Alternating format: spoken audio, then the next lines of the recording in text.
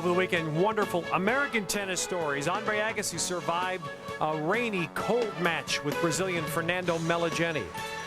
Juan Carlos Ferrero, semifinalist last year, on the same track this year. Guga was pushed to the cliff yesterday by American Michael Russell, but survived. Martina Hingis has been flying under the radar. The #1 on the women's side has barely been tested to the quarterfinals. Yet many are pointing at Jennifer Capriati as the woman to beat. And yes, Serena Williams is in new territory, a first-time quarterfinalist at Roland Garros. But today it's the men's round of 16, and Andre Agassi gets another stern test in his hopes of winning a second Roland Garros. And welcome everybody to USA's coverage of the French Open with John McEnroe, Ted Robinson. Bill McAtee is here off the golf tour. He'll be joining us a bit later as well. Okay, Andre Agassi just beat a former semifinalist here in Meligeni. He gets another one today in Franco Squilari. The one and only time they met, John, seems to indicate what kind of match this could be. Yeah, he knows this guy's the real deal. First round 2 years ago on his way to winning this miraculous French Open, he had a tough 4-set match, and I think you're going to see more of the same. I mean, I like Agassi. I think he's going to pull this out, but as you'll see with Squilari, he's going to run down an awful lot of balls a la Meligeni, but he's fitter and stronger than Fernando was, so this could make it a little tougher. Yeah, no question, a clay court specialist. Franco Squilari, the left-hander from Argentina, and he serves to begin the match on a beautiful day in Paris. Warmer than it was over the weekend, but not as warm as the first few days. The wind has died down. Would you call these ideal conditions for tennis?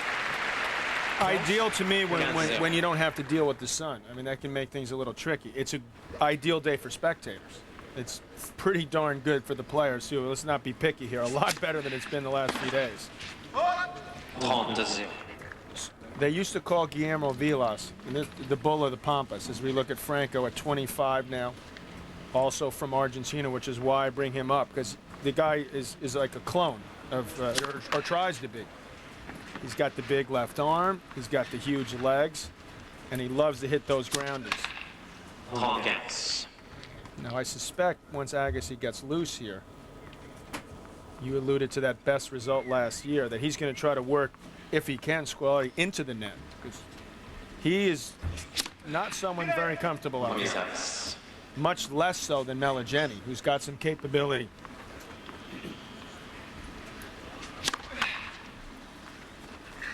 And also, Squilari does not have a strong serve. Can Andre attack that? Well, he can attack the strongest of serves, so.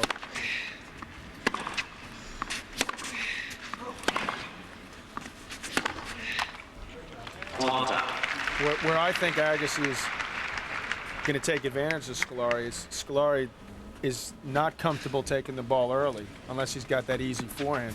You could see he's backing up way behind the baseline once these rallies get going. And we saw that last year in Squilari's run to the semifinals here. He made Yuri Novak look like he was coming to net.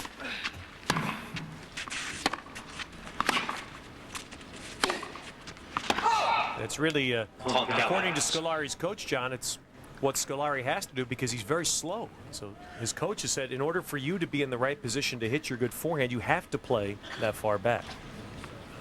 That's a tall order against someone who uses angles so well. And what Agassi does better than anyone is what you just mentioned. He'll take advantage of the serve and get ahead in the point. Now, there was an extremely long opening doubles match between Jennifer Capriati and her partner Sugiyama that went on for, it felt like an eternity, but that's just me talking. It was a long 3-setter, so these guys thought they would have been out there an hour ago, because it was won by Toziat and Kimberly Poe. They had match points in the second set, so these guys are, to say they're antsy is putting it mildly right now. I think they might agree with your assessment of the match. Eternity. And it has been a big story. Always is here, though, right? Sitting and waiting. That's the thing about tennis, the X factor.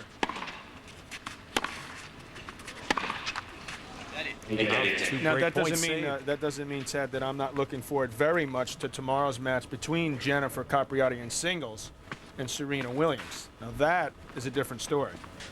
Can't wait to see that.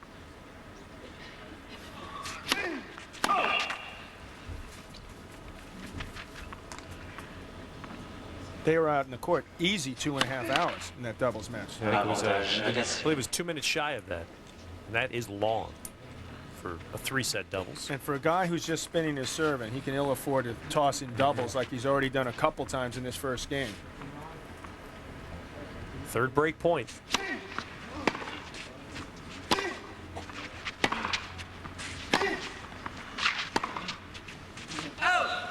You get it.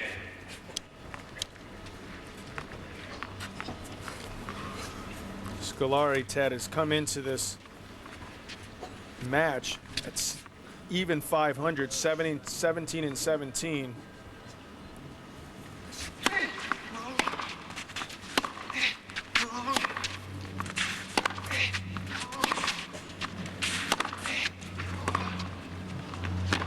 Actually, I should say, as Agassi jerks him around the court, virtually packed house here. 17-17 coming into this tournament. He has won 3 more matches.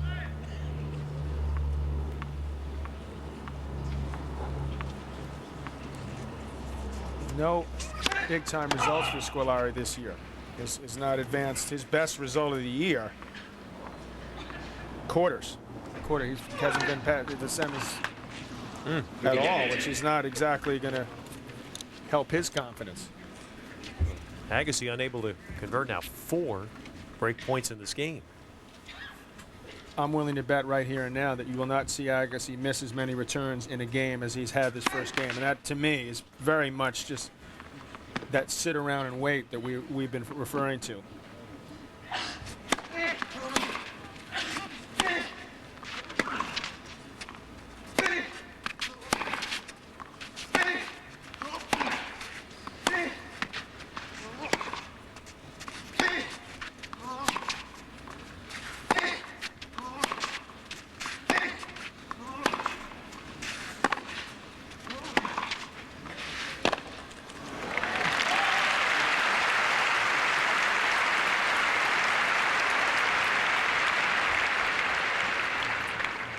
Avantage Agassi. So a 5th chance to break.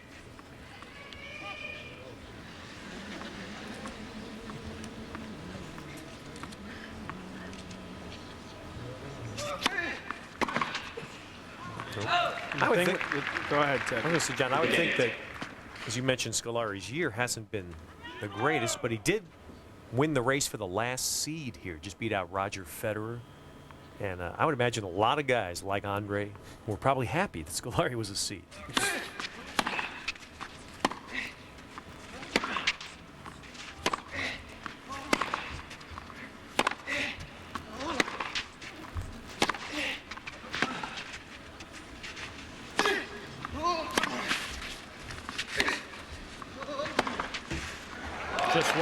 Just wide there.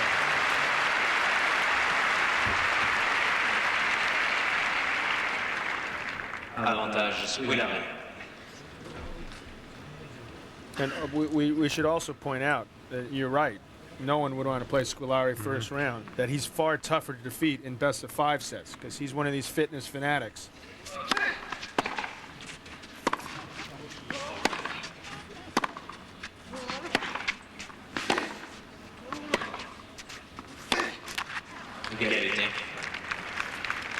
That's going to get put to the test right away. A very long first game.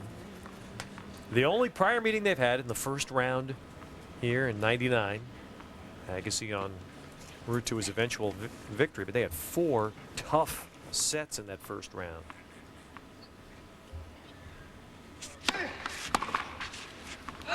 Squilari won the first set 6-3. Then Agassi's straight sets after that were 7-5, 7-5, as you see in 6-3. There was no gimme.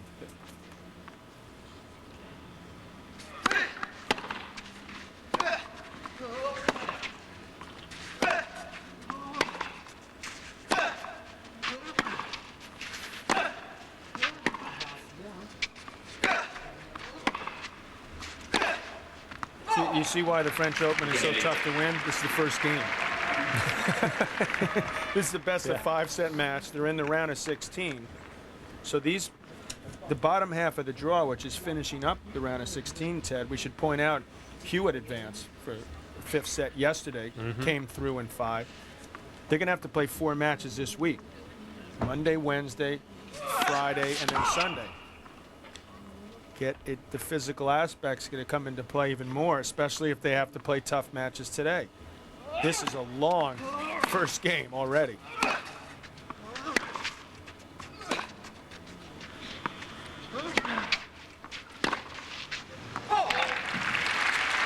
The good news for Agassi is he's just got so many more weapons. Avantage, Agassi. He's going to win more points off his serve. He can step in if necessary off the return. He can use angles far better than Squilari. He can also float balls, get himself back in points. You see Squilari's got 1 gear. This is the gear you're going to see.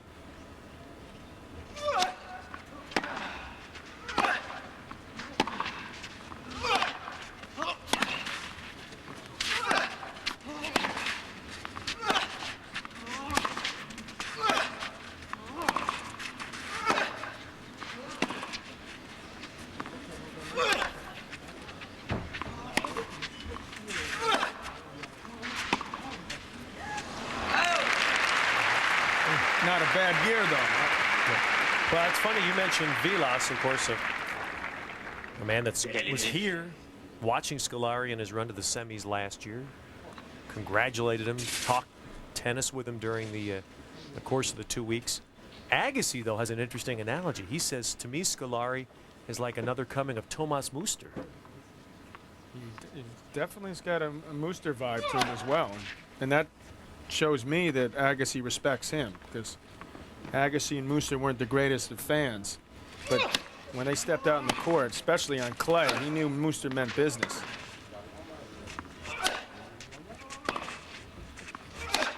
He doesn't remember. He's only 31. You know, he doesn't remember Vilas, who is now he's 48 years old. Won the French Open here in 1977.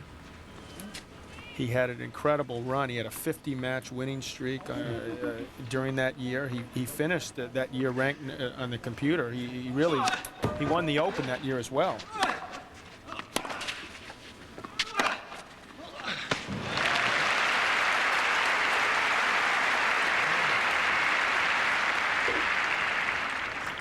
There was something way back when, Ted, called the spaghetti racket. I bet you most people watching today don't even remember. It'd be hard to even imagine. They created a lot more topspin. We'd actually use a couple sets of gut. And Vilas was playing Nastase in 77 after winning the Open.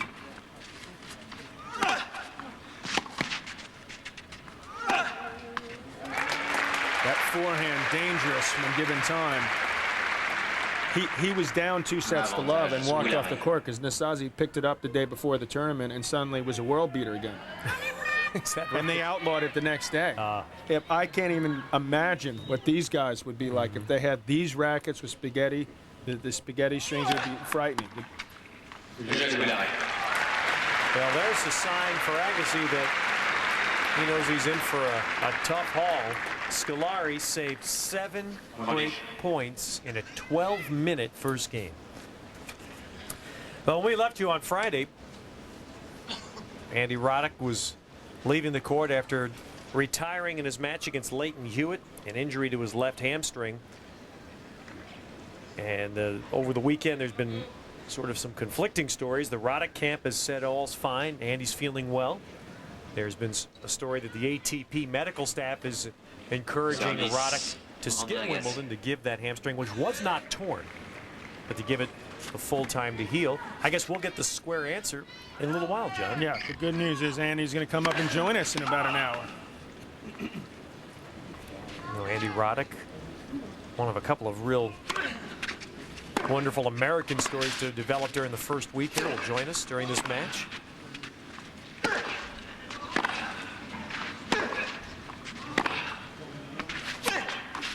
He's got to stay down on that backhand. Pulling up is disastrous for Squilari. There's the only American left, Mr. Agassi. He won the Australian. He's got the most points of anyone for the year, ranked number 3 at the moment. And that's phenomenal. I still consider it a minor miracle that he won the French 2 years ago.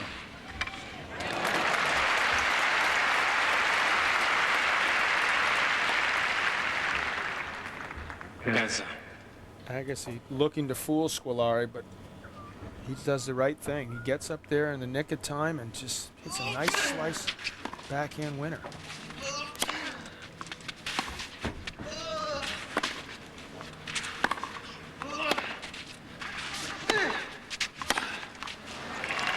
I'll tell you, that impressed me what Squilari just did there. He's showing some flexibility himself. I didn't realize he had that. Agassi early in this tournament, Johansson straights.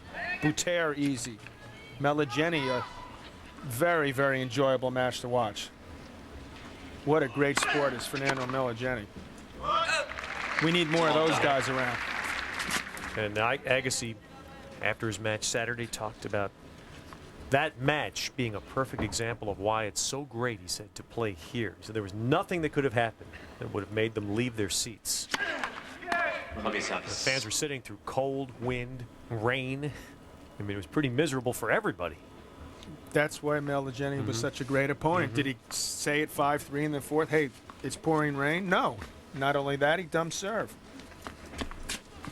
After some highly entertaining stuff, really. It's your favorite kind of opponent. I didn't think it. A guy that loses. I didn't think it could be topped, but it may have been yesterday with Michael Russell. Oh, Meligeni now. Excuse me, I got Meligeni. Squilari showing a little back there. There he stayed down. Watch here. He steps in, so he's got the body weight moving forward. He didn't pull up before he hit the stroke, and it paid dividends. He's got a break point. And Ted, you'll be happy to know that I'm still on Michael Russell. I'm going to bring him up for a couple minutes, see what he has to say. So that I look forward to as well.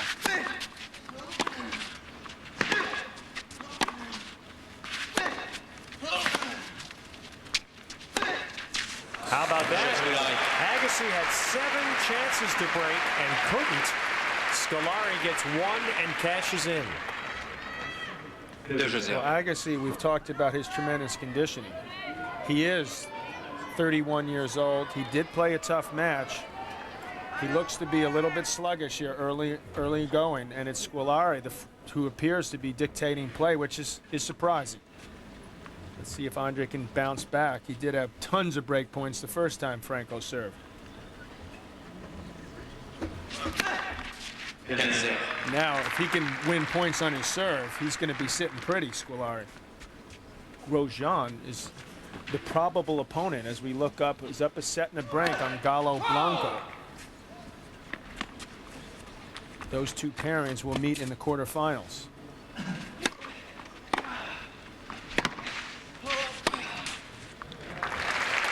Now, Agassi's no fool. He said, now I better start doing what Ted recommended, using that great return, get ahead in the point, get Squilari on the run, who his coach shouldn't be going around saying he's slow. Is that what you were saying? His coach said he was slow? That's not exactly a ringing endorsement. Yeah. But he said he's got, the coach, Horacio de la Pena, said Squilari throws in a double. He said he has one of the best forehands on the tour. He just couldn't get in the right position playing near the baseline, so he had to play deeper to get to the position to use that shot. Not too many coaches would tell you to go back and back. That's definitely what you call a clay court tactic. Honda.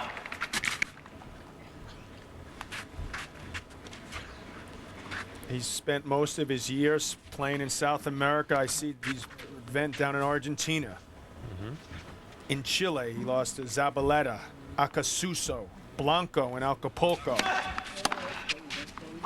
Brief appearances on hard courts, two first-round losses.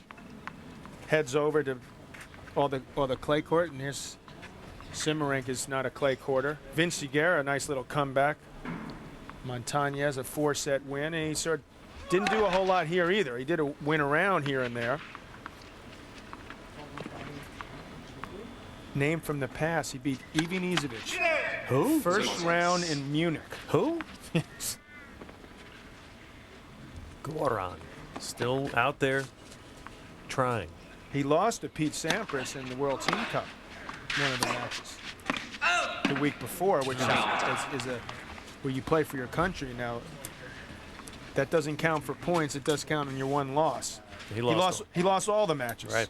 Safin, Grosjean, I'll give you a barrel of confidence rolling in. That shows you how important that tournament is. Here he is now in the round of 16, up an early break against Agassi. He definitely has some problems on his second serve.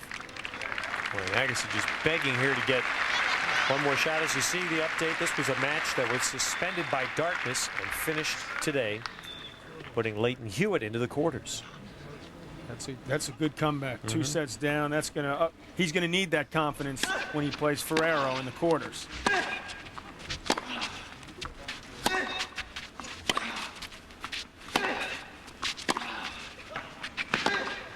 Oh, that's a hell of a shot right there. Well, I'm starting to believe the coach a little bit about the forehand. That gave me goosebumps seeing. I mean, here's Agassi at his best with the angle. Slides, and look where that ball lands. Wow. On the full run, tennis players absolutely love hitting shots like that. Down a break point, no less.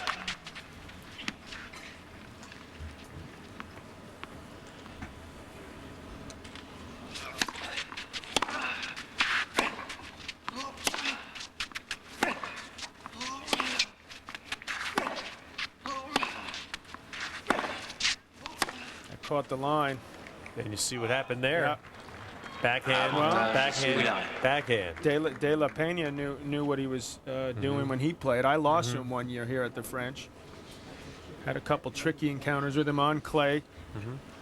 And unfortunately, the one that mattered most is the one I lost. He's a lefty as well, so he's someone who's instilled a lot of confidence in Squilari, that's been a problem for him. But Andre's all the points to the backhand there. No question, his forehand far superior.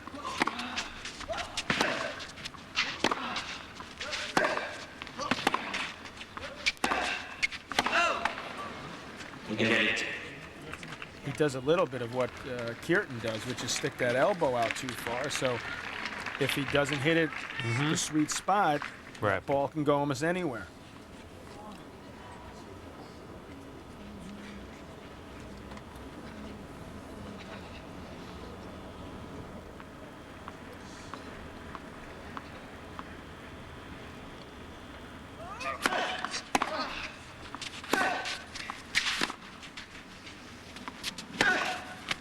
Skips right off the line.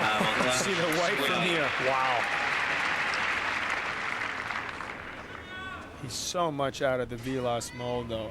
It's just even the way he walks around and he plays exactly like him. There's no question growing up that he looked at Guillermo, who was a great champion in his own right, even managed with a clay court game to win the Australian Open in the 70s twice on grass, which is really phenomenal effort for him. Well, that was a marathon, 22-minute sequence of 3 games, all to Squilari.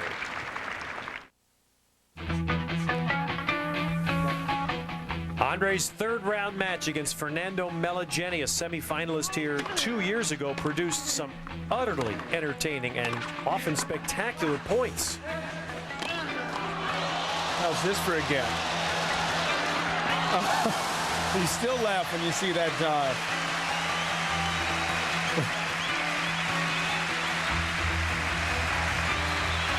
Meligeni tasted a lot of the terror by 2 here Saturday.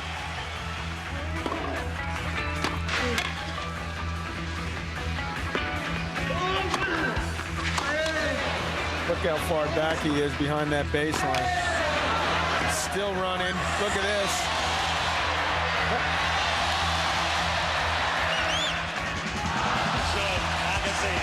For a moment, I thought that was Connors against Harhus from about a decade ago. And Andre, in the fading light and rain, finally ended that match at nearly 9 p.m. Paris time. That put Agassi here into this match against Franco Squilari, where right now Squilari has won the first 3 games And Agassi serving at love 15. 15.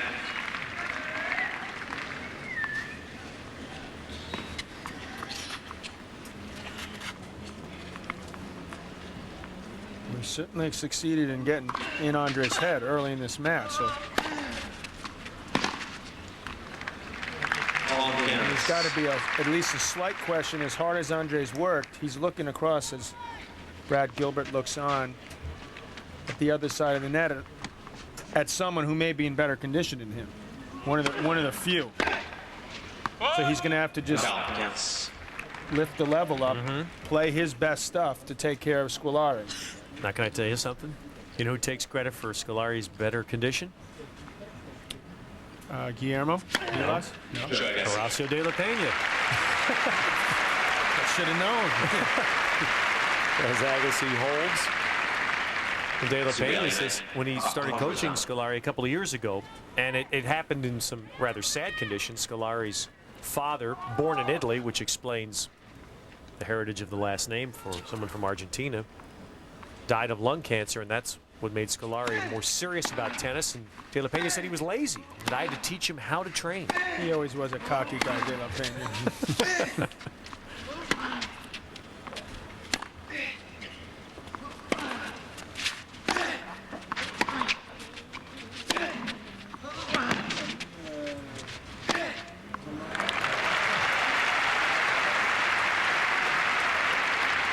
One thing, as great as Agassi is, he doesn't move with the same nimbleness around a clay court as these natural clay courters do, and that can sometimes get him in trouble against guys like Squilari, who just grew up loving this stuff. I mean, Andre grew up in Vegas. They didn't have clay courts there.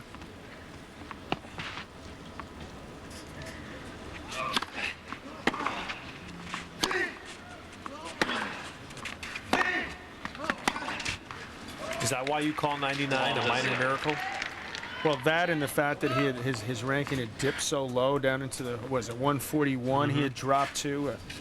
His dedication, his fitness had becoming more and more of an issue, and thinking, hey, it doesn't get any easier. I know that myself. As you get older, it's tougher to get in the tip-top condition. And if you remember, Ted, he was 2 points away in the second round with Clement of losing. He was way down to Moya, setting 2 breaks.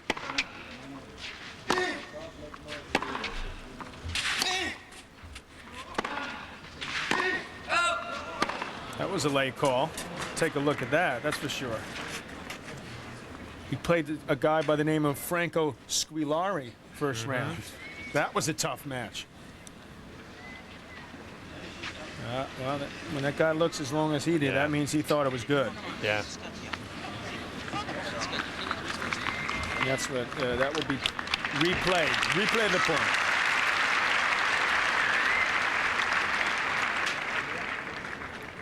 There's the Frenchman, Cedric Mouillet, the umpire. Replay the point.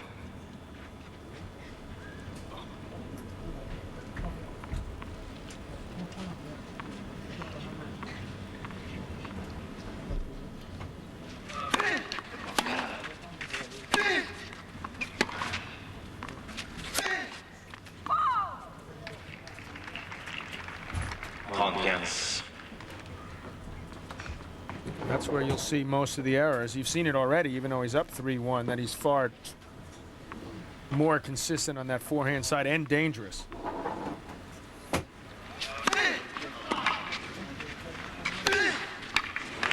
don't like the way Agassi pulled up there. That's why it's so tough on clay. When you have to try to get yourself back in the middle of the court so you can go either way, as Andre tries to do. That didn't look like it felt too good. And then have to come back, stop yourself. That's hard to do on clay. We got to, when we talk to Michael Russell, who we see is just appear be joining us in a second. Now this guy knows how to run on this stuff. I got to get a couple lessons.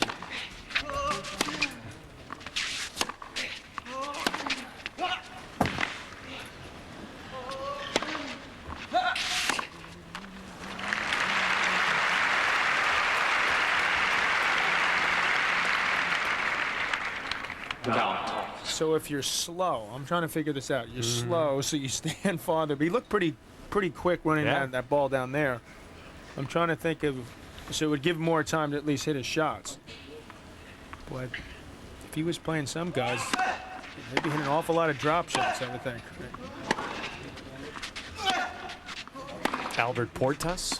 Yeah. Speaking of Well, which, speaking of a drop shot, well timed. and Andre got there.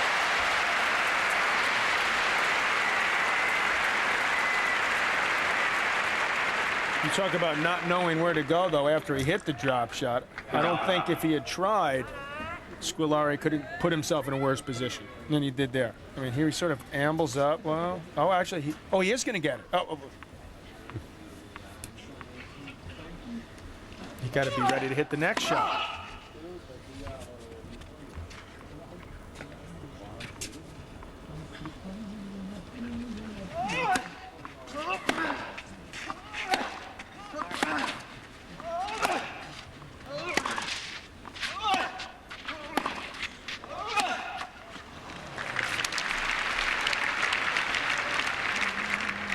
Love a second ago. Agassi. He got a call that would have made it 40 love, Ted. Now he doesn't get that call. He bungles that drop shot, and Agassi has a chance to get back in this first set. His 9th break point already.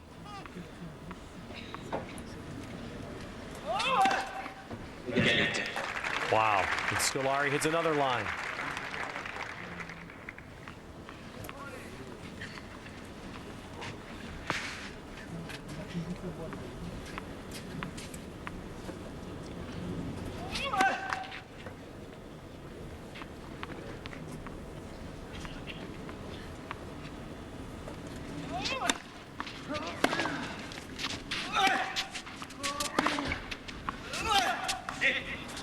Avantage Agassi.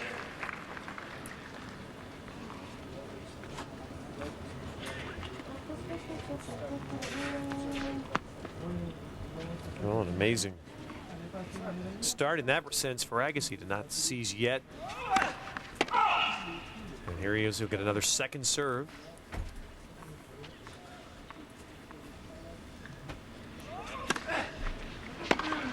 Well, he really backed up. Yeah, big surprise.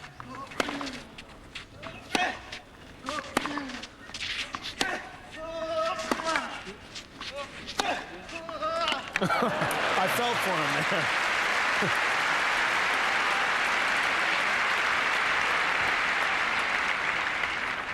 That's where you say these darn clay courts just can't get my footing back. I would have gotten to that on any other surface. Scrambling, trying to get that first break under his belt.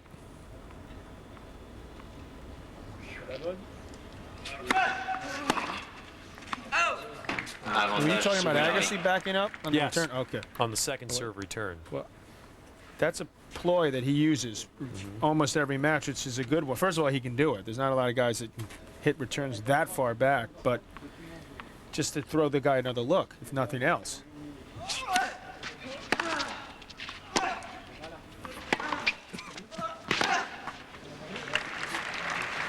Égalité. That's what you'll see more, I predict more and more often as this match progresses. Agassi taking a page out of old Michael Russell's book, hitting that short ball. Squilari is so used to hitting from so far back, he's just not as comfortable. If he's at all off balance, he's in trouble.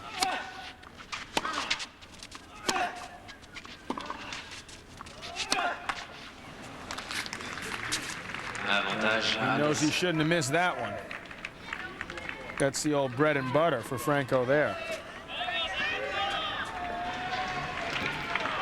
See, Blanco has bounced back and got himself up 3-2 now in the second.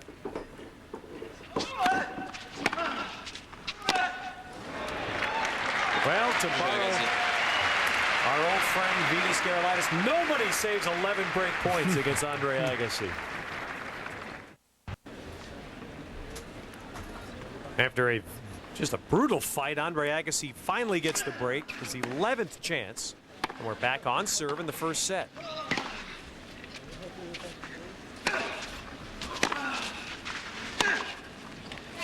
These players have already spent 36 minutes on court to play 5 games. Well, we were so entertained. I think tennis fans all over the world were entertained by the exploits of American Michael Russell, who yesterday was 1 point away from pulling off one of the greatest upsets ever in the history of this championship.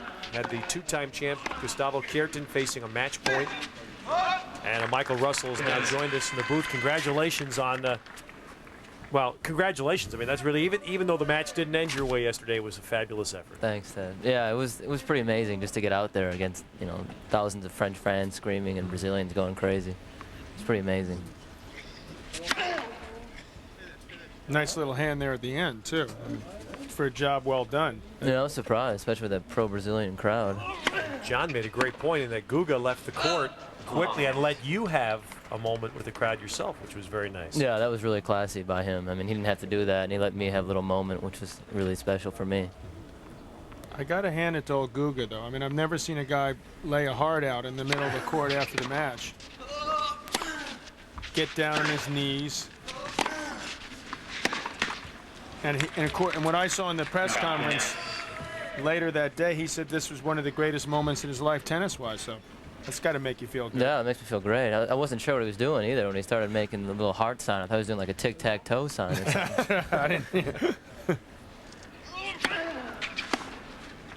And there's what Agassi needed right now is an early hold of serve, a fairly easy one. So it is 3-all in the first set here on court Philippe Chatrier. The very court where yesterday Michael Russell came oh so close to that memorable win, and would give you a chance to see the pride of Detroit, Michigan. Michael Russell, how does a big-time tennis player grow up in Detroit? Where'd you play? I played just outside in Bloomfield Hills, and grew up playing indoor hardcourt, actually. So it's pretty amazing for me to be on clay at the French Open. Now, John was saying, I mean, you look like you were born on clay. Where did you develop this ability to move on clay? I played about 3 weeks out of the year on clay growing up, and I just loved watching the French on TV, and I was always trying to imitate those guys sliding all over the court, and it became natural to me. It was amazing. So tell me, you're down now this is true, right? You're down match point first round in the qualies. Yeah. What were you get into the draw after surviving that. Yeah, you haven't won matches in slams before that. What are you thinking as you make your way into the draw? What were your goals coming in? I mean, were you just happy to get in? Were you saying to yourself, "Hey, wait a minute, maybe I can win this thing," or what were you thinking? I mean, definitely when I got in, I saw that it's 3 out of 5 on clay. I mean, I knew I was going to be dangerous just because my physical conditioning is definitely one of my strengths and my movement. So I figured, unless a guy like Squilari is hitting winners like that, I'm gonna do pretty well in the dirt, because it's gonna take a lot for a guy to try to beat me out there. So you gonna let us in on your conditioning program? All these secret, what has gotten you in such great shape? How do you get yourself in great shape? Besides from the illegal stuff that I do? Besides that, yeah.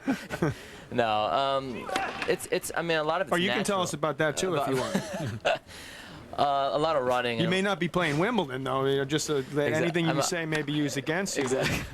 Exactly. But I just been doing a lot of running and a lot of weight room stuff and a lot of flexibility stuff, stretching, because I mean, it's so grueling on the clay, all the movement stuff and all the being wrong-footed out there. I think flexibility has a lot to do with it. That's funny. Does that mean you stretch a lot? Yeah, I stretch a lot. I mean, I'm going about a half an hour every day because stretching. when we look at this guy we're watching, okay, this guy hasn't stretched since 1985, I don't think. Agassi, which is right. I mean, he never even gets. Only recently, Ted, as I think the word stretching entered his vocabulary, that it's even a possibility. And even massage is a rarity for him. I mean, half a dozen massages an entire year. Andy Roddick, who we will be talking to later, he's already in the. He's got it working every day. It just shows you. I mean, some of it's got to be like body type. Just you're blessed with a type of body that can. Yeah. I'm sure it helps Andy serve about 150 miles an hour getting that rub. I think I could use some of that to serve.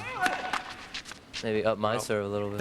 Isn't that the next step in all seriousness? Yeah, yeah, definitely. I mean, I wasn't getting nearly the free points that I need to get out here on the clay. I mean, if I can definitely get some free points out there, maybe I can be even a little more dangerous. Andre was trying to steal one there on the second serve, and now it's a game point for Squilari. I don't imagine there are too many massages available in some of the places you've had to play the last couple of years, right? No, you got to give the fans when we come back, because this game may be over. You got to give them a rundown just to give them a real taste of what. Say, since I saw you in Davis Cup as a practice player, where you were. So just think about that a sec. And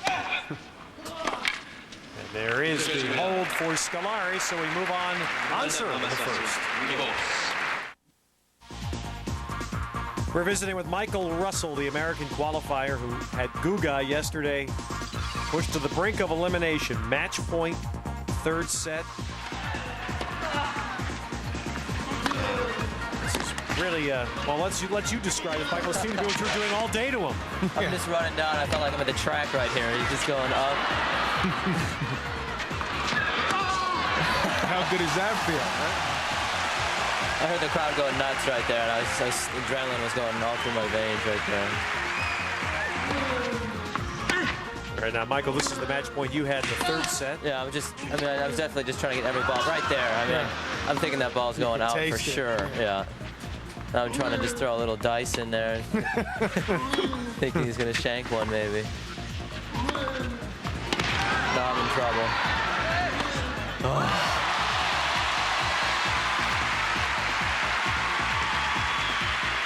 Well, I had to feel, Mike, as we see now match point for Guga, that this really summarized the match. You still ran down everything he threw at you. Yeah, I wasn't trying to get many free points. You know, you never know. I mean, 3 out of 5. No, that's too good. That's too good. Larry. 3, 4, 6, 7, 6, 3, 6, 1.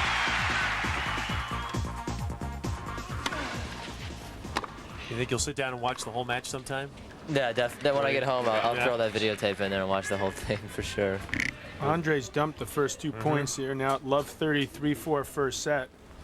Did you your wildest dreams? I mean, you got to go in thinking you can beat anyone you play. Obviously, if you don't think you can do it, no one can. But to just totally and utterly befuddle the #1 clay court player in the world, to just have him where he didn't have any clue what to do. I mean, you couldn't have thought like you're going to step on the court and just destroy this guy. It was pretty funny, actually. I held serve my first service game, and I was thinking to myself, well, at least I'm not going to lose 0-0 here. And then all of a sudden, I look over the scoreboard 2 hours later, and it says 6-3, 6-4, 5-2 Russell.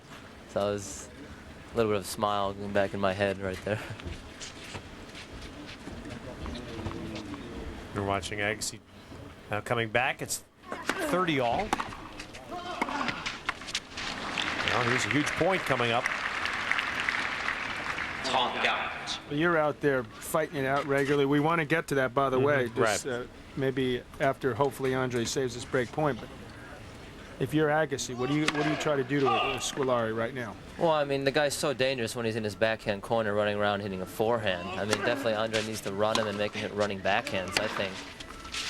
We see, I mean, like a miss like that, he definitely doesn't want to hit the running backhand. I think maybe also if Andre can even hit the short ball, like I was doing a little bit against Guga. The dicing you were talking about, the dice, right? exactly. If he goes to the dice, I mean, there's no way Squilari wants to come up to net and be hitting volleys. So I think if Andre can mix that in there, then I think he has pretty good chances. Avantage Agassi. You think he's tempted just to hit an outright a la Ted was mentioning poor toss, but Guga throws in a lot of just drop shot in this guy because this guy doesn't like the volley. Yeah, definitely. I mean, and the more court this guy has to cover, and the more he's fatigued during the match because Andre moves the ball around so well. I think he can mix up those drop shots and definitely bring the guy at net. I mean, he's definitely going to be scared up there at net trying to hit a volley. He's the old breed, Teddy. He likes to come to net to shake hands. Exactly. He comes once a match.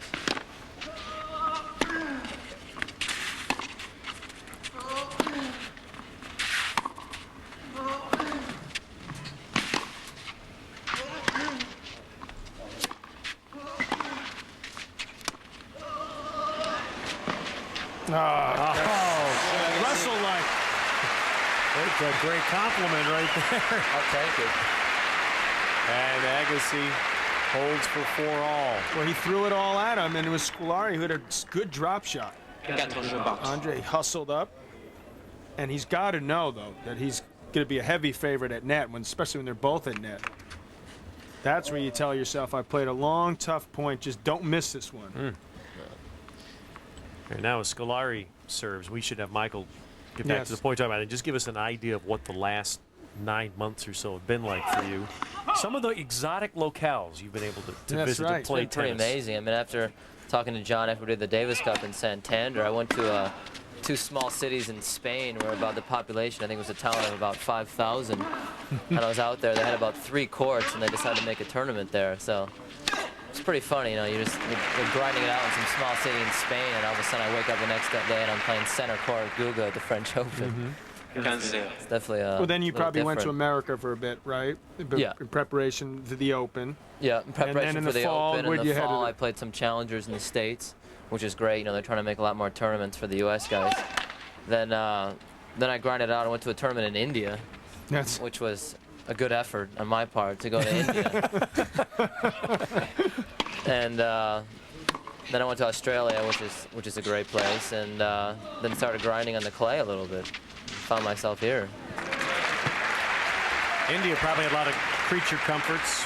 Pretty nice setup for the players, huh? Oh yeah, it was great. It's a lot like the French Open in India, you know. They have the big stadiums and everybody rooting for you. It was sort of like you hit the Triple Crown, right? If you can get hot water, electricity, You can get hot water and a hot meal.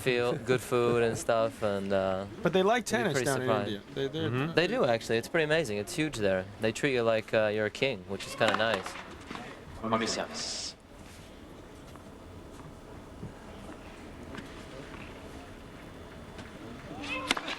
See, there's an example of a country, Ted, where they're closing in on China. They almost got 1 billion people there. If you just gave these people an opportunity to play, it's a sport they love, you'd see a lot more Indian players, I suspect.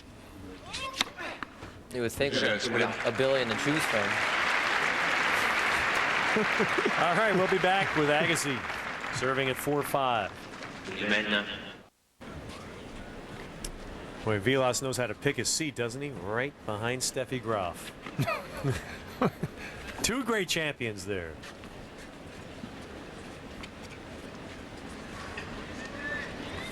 Vilas, we mentioned he was here watching Squilari through his whole run last year, offering some tips between matches.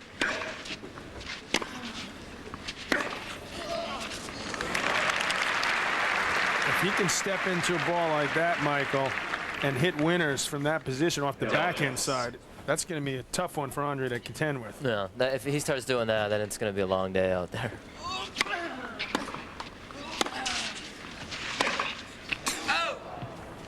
Yes.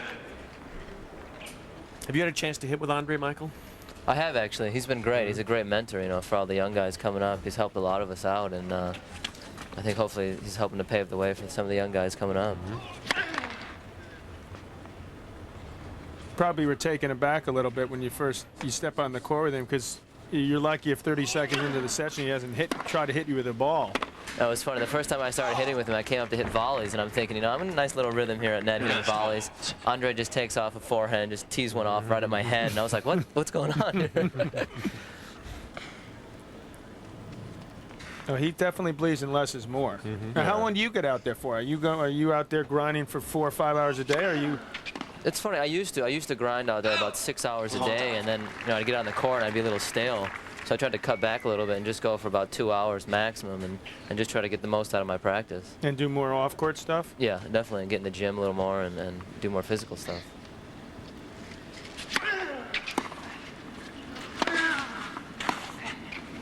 That's a big point at 30 all.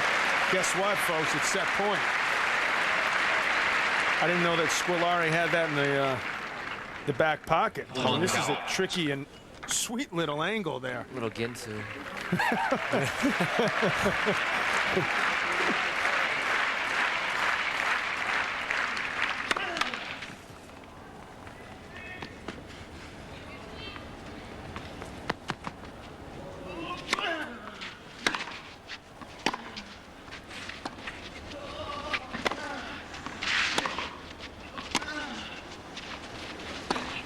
Oh, a short ball. Squilari puts it away.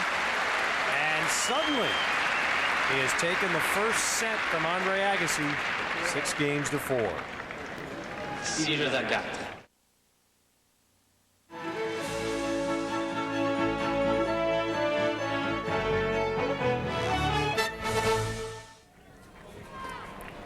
A holiday, national holiday. They call them bank holidays here in France. So a day off, and the stands are filled with the vacationing spectators watching Andre Agassi and Franco Squilari, as they did 2 years ago in a first-round match here. Squilari has taken the first set, and now will serve to start the second. And we're joined here in the booth by American Michael Russell, who qualified here and made it all the way to the round of 16. Yeah, tell us about your plans, by the way, upcoming after this effort. Well, I'm going to have to qualify for Wimbledon now because these points don't go on until the Monday after. So I'll be the top seed at Wimbledon qualies, and then I'm actually going to try a couple tour events on clay and stay in Europe a little bit and before I go to the hardcourt season in the U.S. You came in, what, around 130, Michael? Yeah, I think 125 when I signed in for qualies, and I think I'll be about 88 after this week. So it's changes your life, doesn't it? Yeah, it's a great jump for me. I mean, I can get in main draw most of the tour events now, so it's going to be a lot different than having to play those 3 qualifying matches.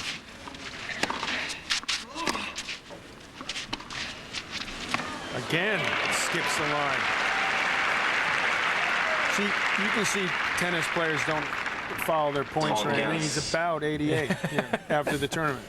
You know, they're not aware of those machinations. Right. Well, the other thing, let's face it, you've been out there slugging away in some tough places. Which will be a career high, right, by the way. Right, exactly. For not a lot of reward. And have you gotten your check yet? I have. It was nice. How did you feel to look at that check? It was great. I mean, never in my mind have I gotten that big a check before. You know, to pick that up, maybe. What was it, by the way, for the round of 16? It was 45,000. I think 45,000. But then they had that nice little tax they take out. And it's all right. You can write it off against your American tax. Exactly. That's what I'll do. So it's nice. You know, maybe I can buy a nice little car or something. You know, I'll probably save it.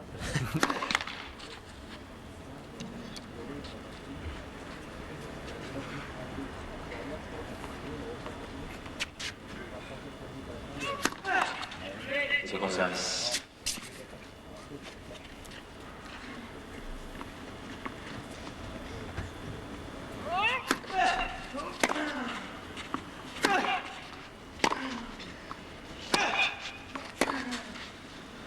That's long, so Squilari holds to start the second set.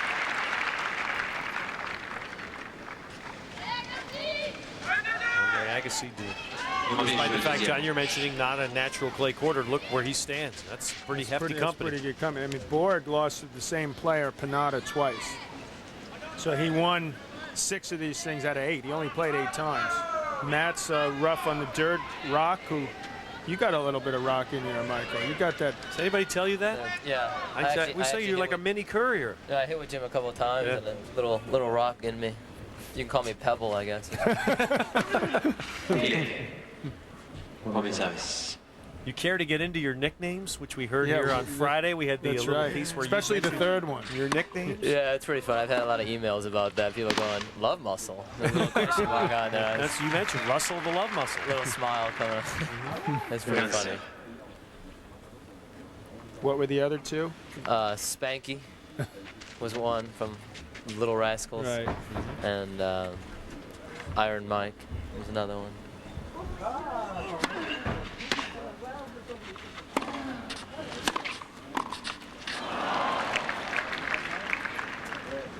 You have any particular good friends, anybody you really try to pal around with when you're on the tennis circuit? Is it a different group of people all the time? Or? Yeah, I try to hang around with some of the American guys, like young American guys like James Blake, Marty Fish, Andy Roddick. I mean, 'cause those guys are all pretty compatible, nice guys. And, you know, I'm friends with a lot of the guys in the locker room, but it's a lot easier, you know, and some of the guys don't speak English, so it's more just like a, hey, how you doing? So I just pretty much with the American guys. All right, here's we found out about you here at Roland Garros. Who's the next one? Is there another young American that's somewhere, whether it's Wimbledon, the U.S. Open this year, somewhere we're going to find out about? Who would you guess would be next? Well, I mean, I would say James Blake. I mean, a lot of people know James Blake, but as far as from a TV stand, I mean, James has been playing really well this Right. year. So I think he can do really well, especially at Wimbledon, because he's got a big serve and he's so athletic. I think he might have his coming out party there. He's a young man who played at Harvard, right? Exactly, yeah. Yes. So he's definitely a smart That's man, a couple too. strikes against him, you know. As a I mean, he's smart, but Yeah, tennis-wise, 'cause- that's scary. Yeah, because you don't usually find that many smart tennis players. Well, you know. I didn't know Miami had smart guys. This Russell guy's quick. Yeah. Not only is he kinda- quick running around the court, he's thinking quick. I was in the honors program at Miami, so not really. Was that above water or underwater basket weaving there? It was the above water.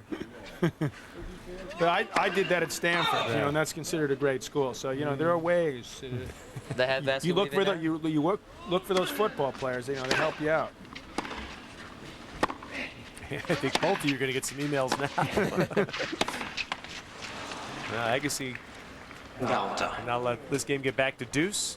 We're even hurting Agassi. We're so out of this match where Agassi's concentration We're is talking about basket weaving, and Andres.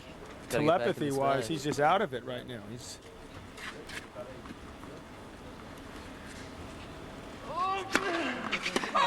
see Grosjean's pulled out the second set. He's up 2 sets on Blanco.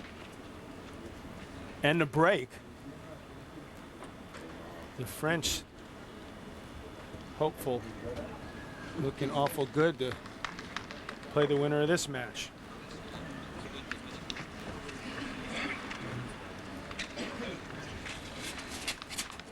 That's about 2% of that ball was in.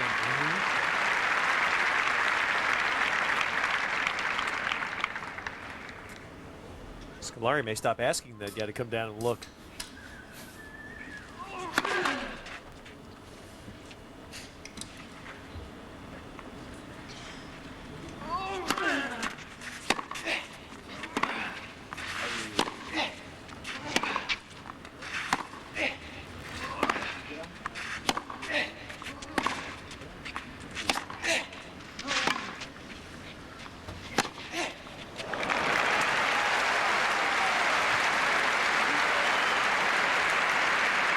Squilari is continuing to impress his French crowd. I mean, he's got time in that forehand. They've traded a couple groundies. He's just able to whack winners. This is where you talk to the USTA, Michael, and see if you can work out a deal with Wimbledon so you get a wild card Exactly. there. That's what I need. I don't play qualifying. Oh, boy. It's a late call. It's a late call, but Agassi will take that in a hurry. That's what they do here. You know, at the French Open, they give an Australian player that didn't get straight in a wild card, and they reciprocate down Is under. that right? So we could do the same. I mean, Lord knows there's a couple English guys that could use a wild card in America. Good point. Speaking of getting more emails. Yeah, I definitely wouldn't be disappointed with a wild card in Wimbledon. I'll tell you that. Avantage Agassi. But But- for but- you, Michael, that would mean be direct into the U.S. Open this year. Yeah, I will, which is great. You know, I don't have to get a wild card and then free up for another young American.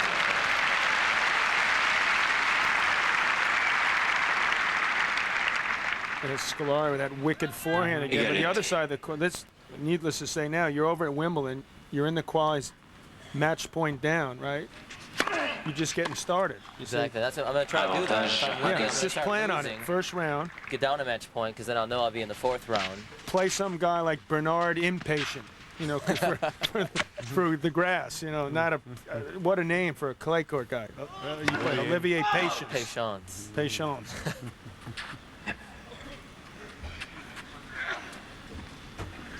Now, Squilari has hit 14 forehand winners already. Just over 1 set. How many's Agassi hit? 1.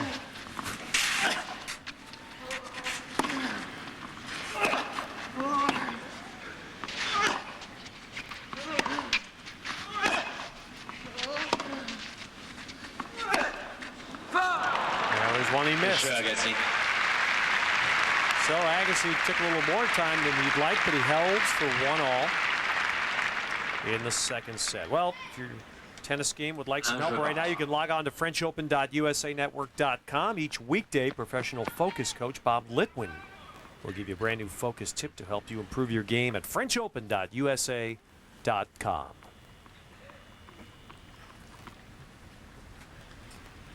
I'll tell you, you and Andy Roddick are starting a trend here now. I mean, got these guys, you know, playing their you-know-whats off. We're seeing some great stuff here at the French Open. Yeah, it's great for the fans watching, too. No, I could just borrow Andy's serve. I'd be all set.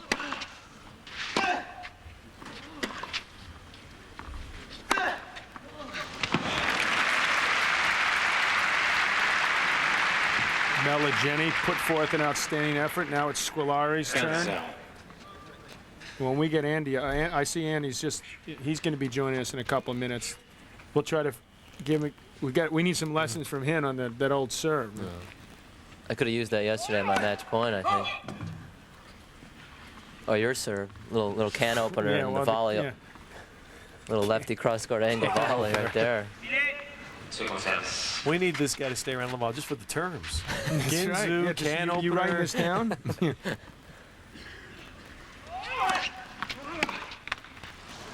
30-0.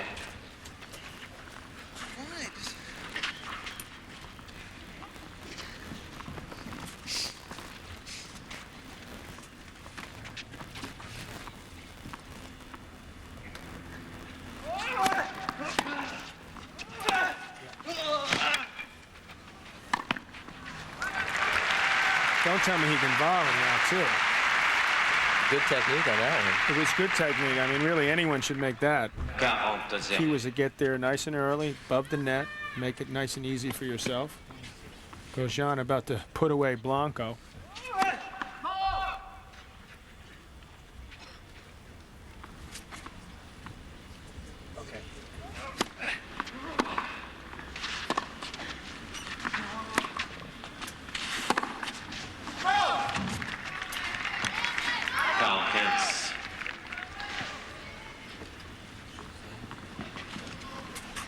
With Ted, at first I thought we'd be seeing some other tennis.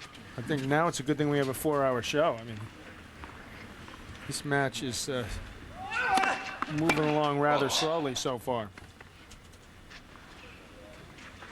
At this rate, we're going to have to stay on late. Again. Again.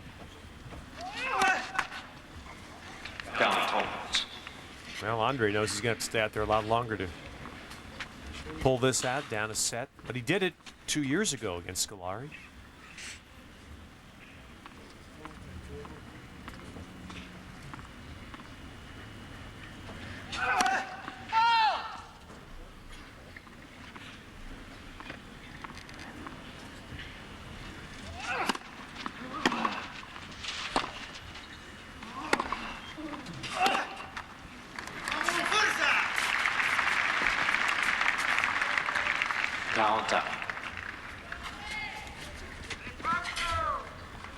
I don't know if this ever happened when you played, John, but Squilari is one of 7 Argentines in the top 100 right now. I don't think it was ever that many. No, we had 2 of the top 5 at one point in Clerc and Vilas. And that's why you see these guys out there.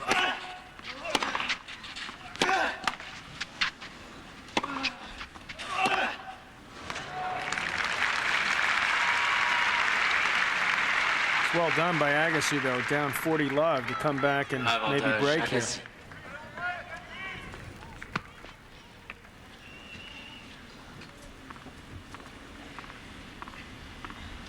Got to find out who's running that program down in Argentina, because they're doing a pretty solid job. I know Tito Vasquez, who used to coach Victor Pecci, was involved. I think there's a couple other people. Maybe it's Vilas's museum that he's opened.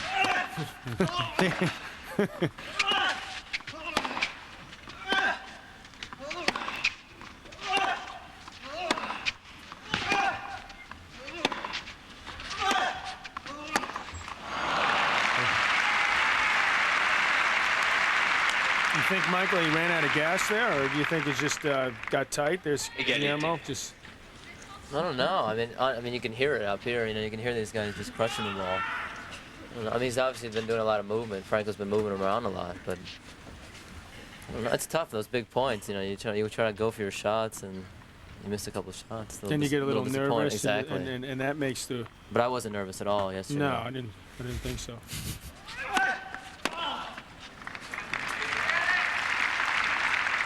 Avantage Squilari. You know if De La Peña is still working with Squilari? Yeah, I think he is. He must be somewhere else. See, we're just. They didn't show. They couldn't find him. He's hovering somewhere. You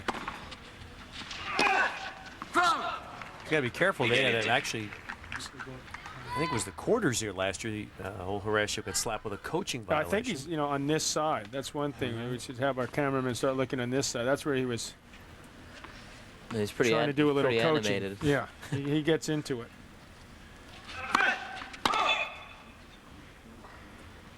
Actually, let's not look for him, and we have to, give him some airtime.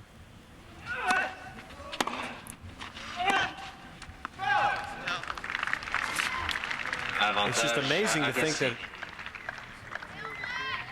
someone could give Agassi this many chances and get out of it. Yet Squilari has done that so far. It's the 13th break point for Andre.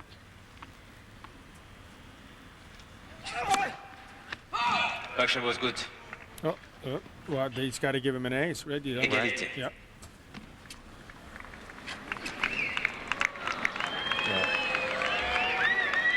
Let's see how Andre tries to get out of this one.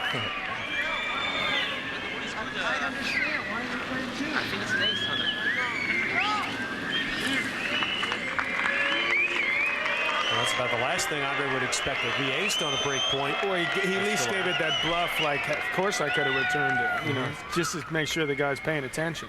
It's twice Squilari's gone with an ace.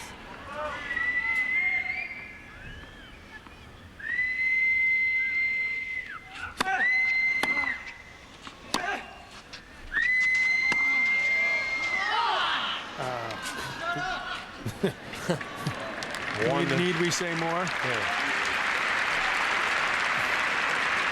Avantage Squilari. They may not understand exactly what he said, but they certainly understand the body language.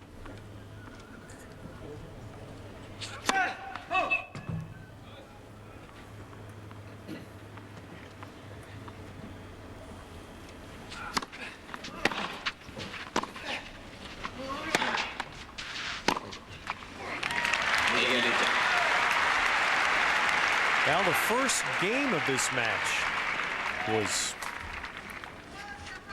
an eternal one, a 12-minute game. And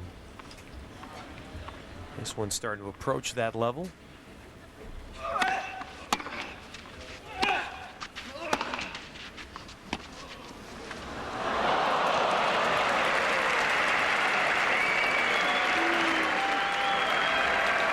Did you think Andre's starting to get sick of this? Lines, clipping the tape. It's starting to get under his skin. There's no it's doubt a little about that. heartbreaking when you see that thing just clip the tape and go over.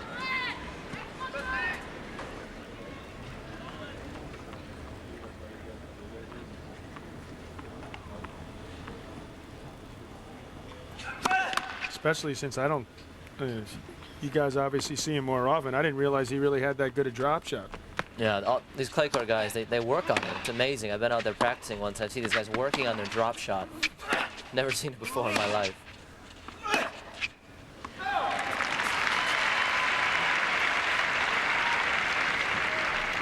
Égalité.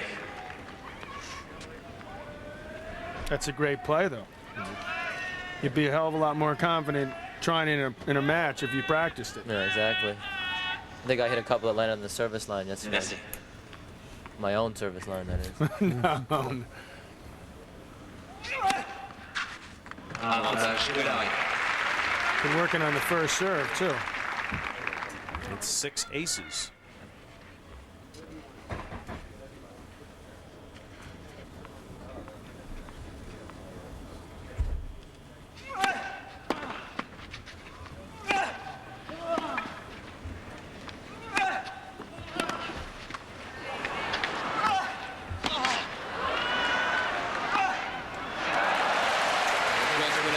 Another battle, but so far Squilari's winning them as he holds 4-2-1 in the second set. Well, we thank Michael Russell for joining us, staying, finding out just exactly how easy it is what we do. And thanks for the thrills that you gave everybody during the first week. Good luck. And then we hope you get that wild card at Wimbledon. I hope so too. Yeah. I can play with this guy over here, Andy Roddick. That's right, Andy Keep Roddick. it up, man. Good luck. Will be joining us when we come back to our round of 16 match. Squilari with the 1-set lead on Andre Agassi.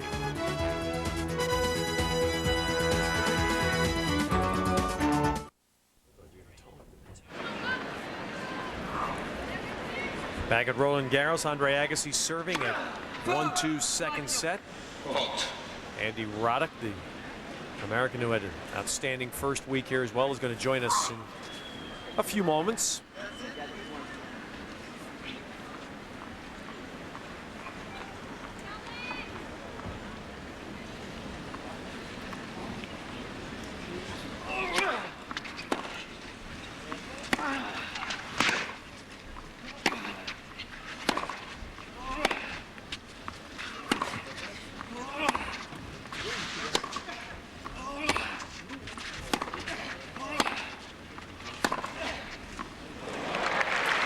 Here's what you were talking about, Ted, that backwards movement.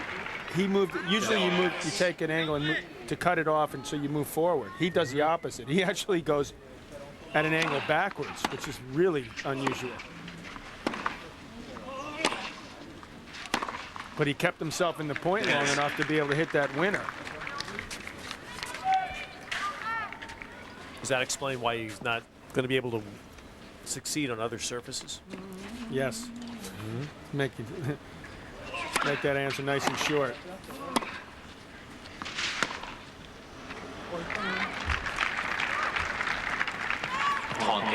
Plus, there are some guys like him who like to slide into a lot of balls. Can't do that on other surfaces.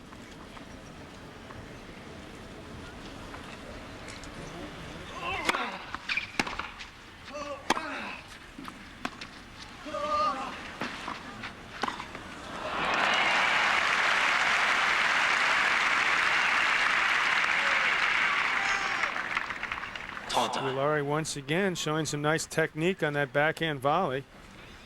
Gets it out in front of him. This is that can't be right.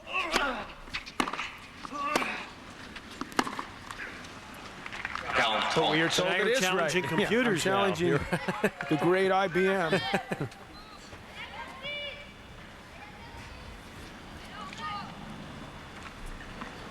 I learned that from Nastasi. You know, he used to do that with Cyclops machine.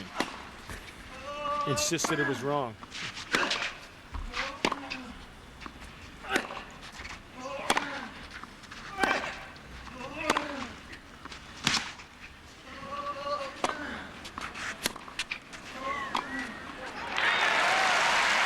Agassi.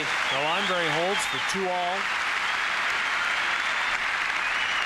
Squilari winning the first set 2 years ago on this very court. After beating Squilari in the first round, Andre went on and 6 matches later faced Andre Medvedev for the championship. Got himself down a couple sets right where he wanted them. Roared all the way back.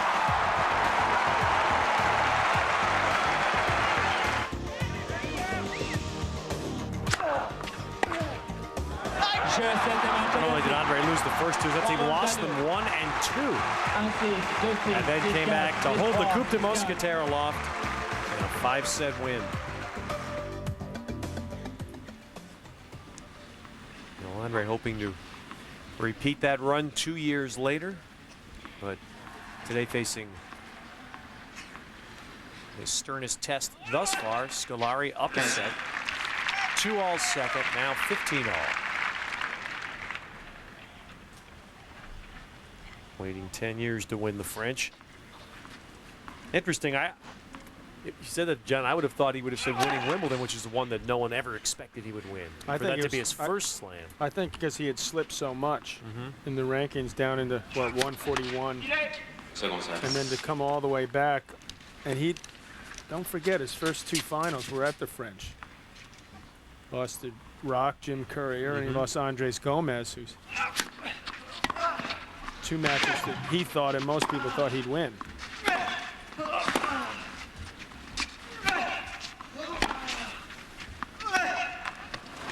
And again, it is a nice problem to have, debating which one of your Grand Slam championships is the most satisfying. But people have certainly called into question his fitness over the years, or his dedication, and certainly fitness-wise, it's critical to really have it all going here. And you see, like, no one knew it at the time, but his first round opponent, that was a pretty rough match. This guy, Clement, he's turned out to be a pretty decent player too. 5-setter there.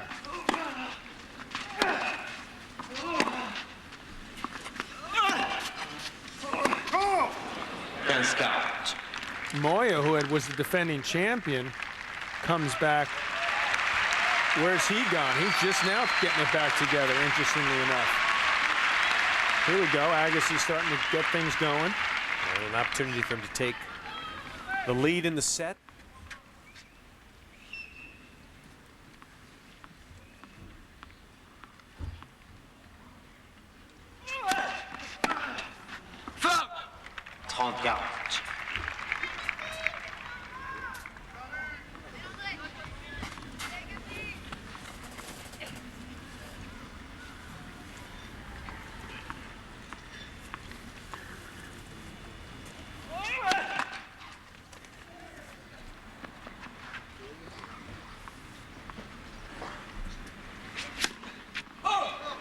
Double fault does it for Agassi.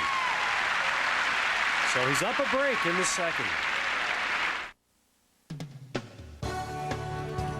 Some terrific stories for American tennis during this first week of Roland Garros. We just visited with Michael Russell. Here's another man.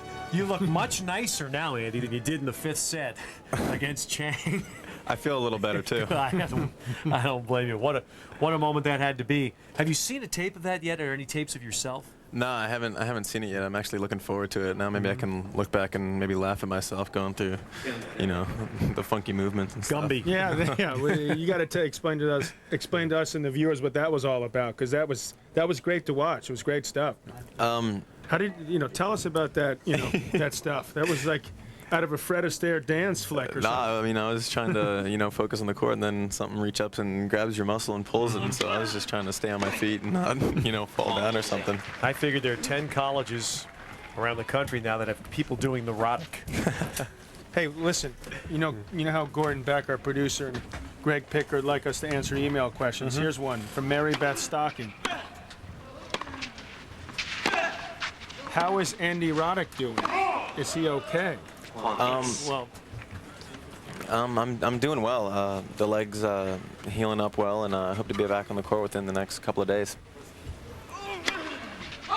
Now, there was some talk. Tell us if there's any truth to the rumor that there were trainers in the locker room saying that you should, for example, Ted's got it right here, Roddick to miss Wimbledon. Well, what is this all about? Well, the trainer who said that, I never he's even... fired, right? He's already... I never even really talked to him about my injury, so I'm not really sure where he got the conversation from. It was a surprise for me to read about it.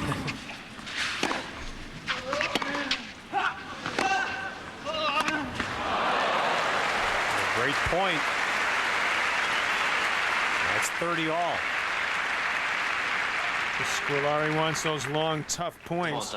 You got a taste of that playing Mr. Chang, right? Yeah, I mean, these guys make you work for every ball, and it's pretty physically and mentally draining.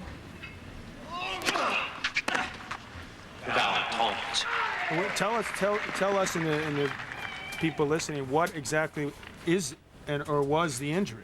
Was it a direct result of that 5-setter with Chang, just stiffness, or tell us what happened? I was a little sore from the 5-setter against Chang, and especially in my upper leg area, and when I took the fall, it twisted the wrong way, and I tried to resist, and I slipped. And here, take a look at this monitor. Yeah, see, I'm running here, and I'm doing okay, and then right there when I tried to stop right there, it just hyperextended, and I just pulled my hamstring muscle, and I knew it as soon as I went down. You can see that. So you hadn't actually pulled it, it was just stiff? It before that? was really sore and stiff, but nothing that you can't play through. I mean, you can play through soreness, no problem. But after that fall, I couldn't push off my left leg to the right side of the court.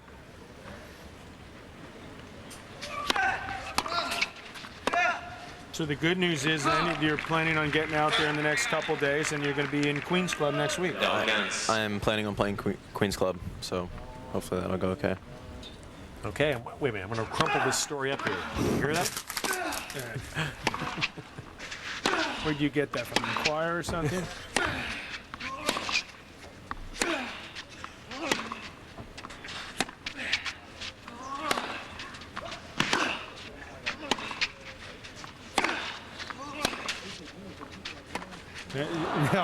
Now this is what I expected more of. Right. You know, that inept attempt at a drop shot.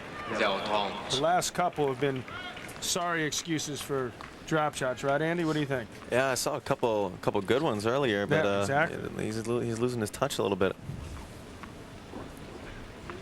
We hope reality's starting to set in.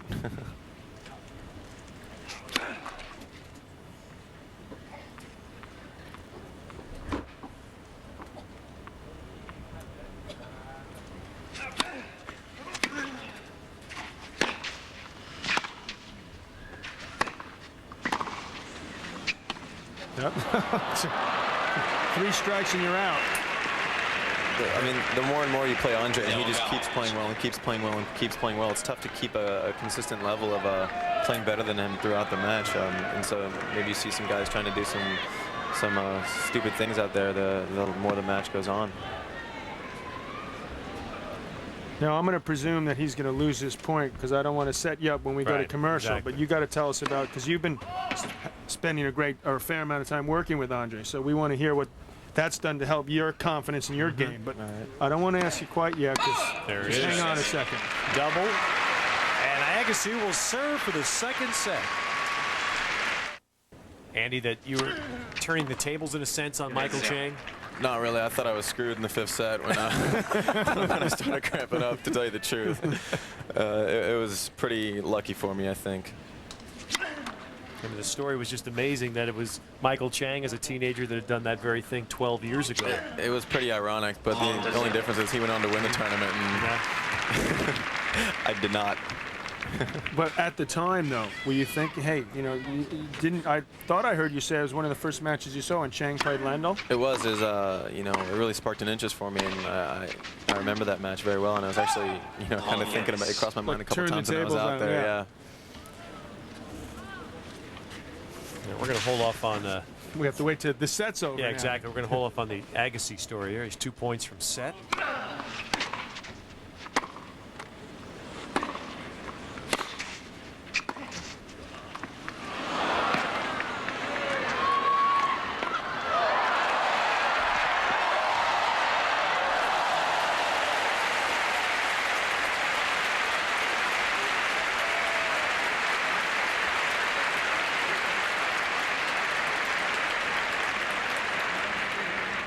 Well, that was a great point. Agassi still 2 points, but Molly's asking, this is pretty stupid, but is Andy Roddick, God, he's 18, is Andy Roddick single? Would you know, I'm just looking for someone my age who's interested in tennis just like me, and he seems perfect. Oh, Molly, I am single right now, so you know, I'll keep an eye out for you. Here's an email address. All right, there we go. Whoa, Larry saying he's not dug yet. See, this is what natural clay court players can do. They slide around, then they go over there, and as they're sliding into the ball, and you probably learned that a bit growing up in Florida. I mean, you played presumably a lot on clay.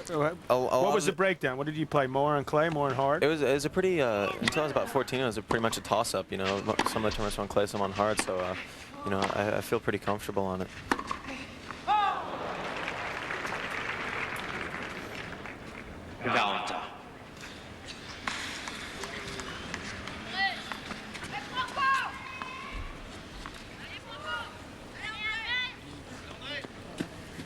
Agassi finding himself in a tougher game than he expected when he was serving at 30 love.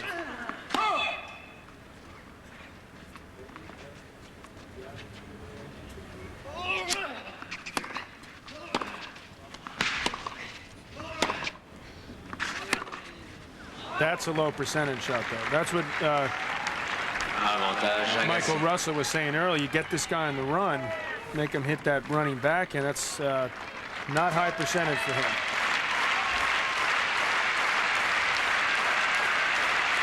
He's got 23 unforced errors off his backhand. Coach, deuxième manche, Agassi. Another one, so Agassi has leveled this match at a set apiece. We'll continue with Andy Roddick when we come back to Roland Garros.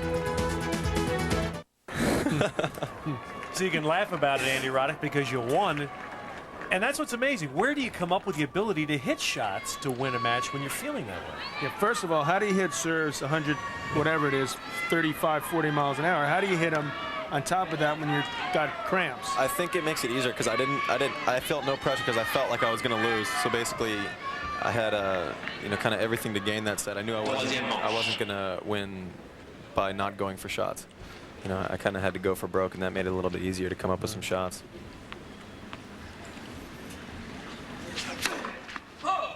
Squilari serving here to start the third set, one set apiece.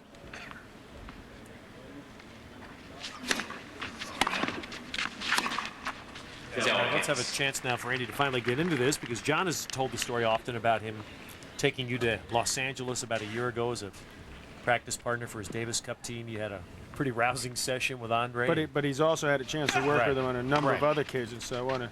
So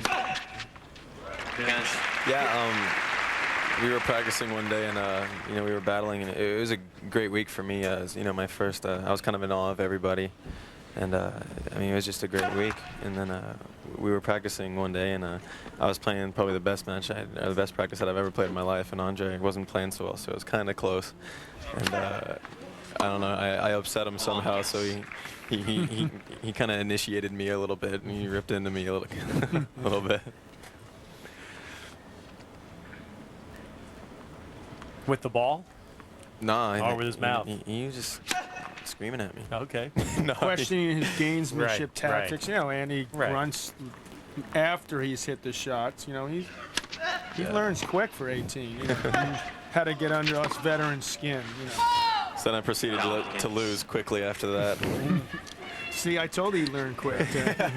So what have you learned from all the work that, as John said, the continuing work you've been able to do with Andre? You learn a lot by example. I mean, he's such a professional, and when he practices, it's 100%, and you can really learn from that and feed off that. Do you find yourself practicing harder now? The less is more theory of Agassi. I mean, he makes every minute count. Yeah, for sure. Squilari. He really stresses, intense workouts, and so I try to do the same thing. Squilari has that hit the tape and trickle over shot down pad today. Well, look what we have here. We have an opponent for the winner of this match. This is match point. Seb, as he's known in France. Grosjean just destroying Blanco. And French loving every minute of it.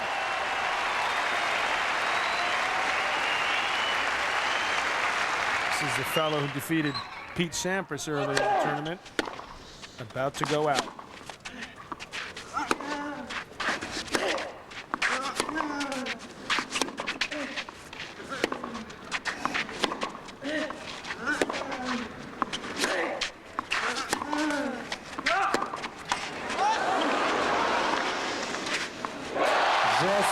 match, Grosjean. 6-3, 6-4, 6-1. A great win for Sebastian Grosjean. And he's on to the quarters to meet the winner of this match. And down at the bottom there, you see another Frenchman still in, Fabrice Santoro.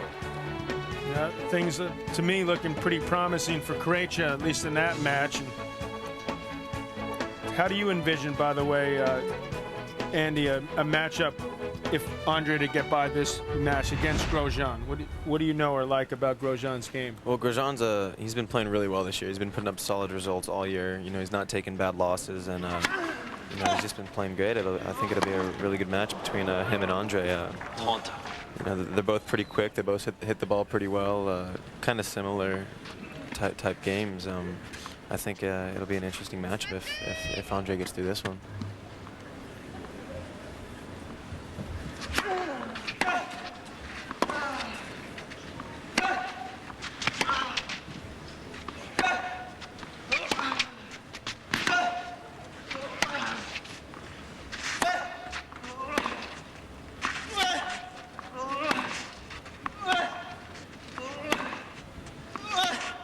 Grosjean happy, by the way, to be in the locker room now with an easy win. Get to see these two guys fight it out at least 4 sets, maybe a 5th one. Now, have you had, that's what happened to you against Cheng? You were cramping up? Have you had problems with that in the past? No, I just learned a lesson. I wasn't responsible. I didn't take, the minerals and eat what I should have before the match. And, against Leighton, I felt great. And we were, 2:15 into the match because, 2 days before, it's all preparation. And I guess I don't think I prepared well for the Cheng match. Lesson learned? Lesson learned. That was also your first match ever 5-setter, right? Yeah, my longest match before, like 2 hours and 20 minutes, so kind of worked my way in.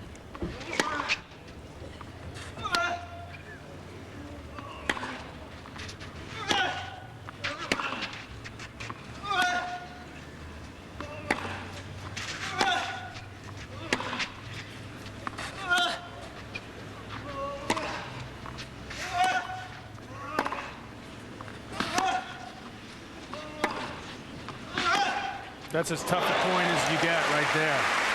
Wicked exchange. It's great tennis from both guys. That really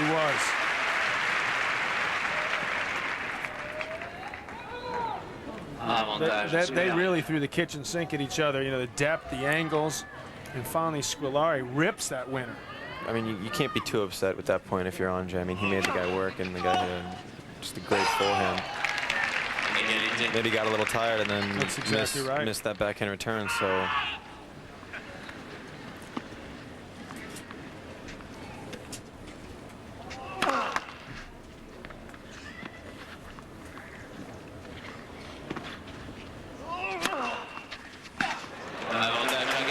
Still tired, looks like. I know it's easy for someone like me to sit here and say, look, Squilari's forehand is killing him. For both of you guys who played, is it impossible to completely avoid his forehand if you're Agassi?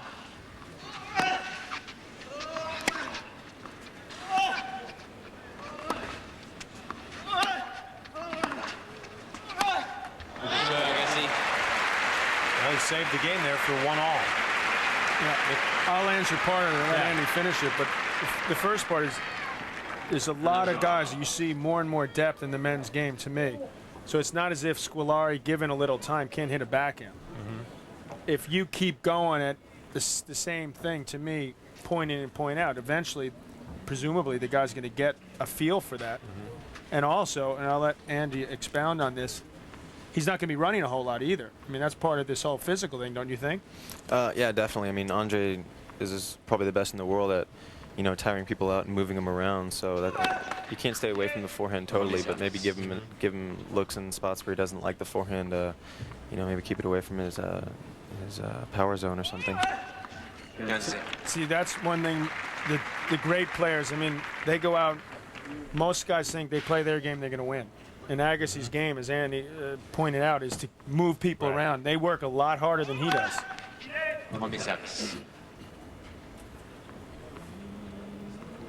How dare you tell me not to use my angles and spins?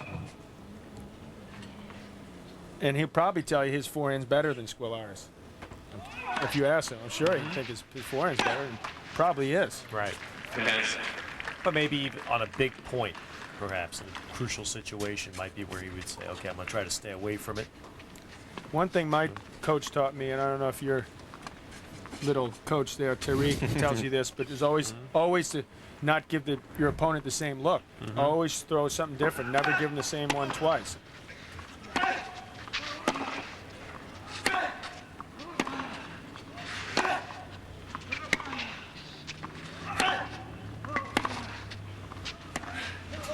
His drop shots come down the tubes. Also, if you run him to the forehand first, it opens up the backhand side. So sometimes to get at the backhand, you have to go with the strength first.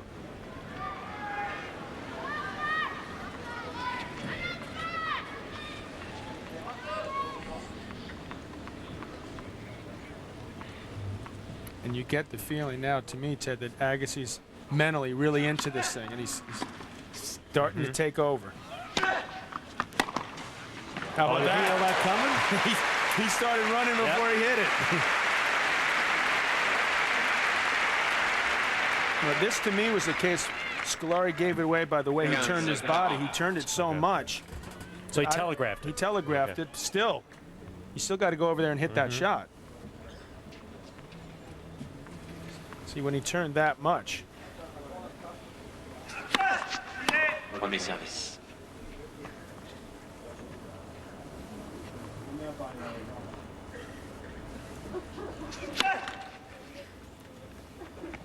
Agassi, couple break points.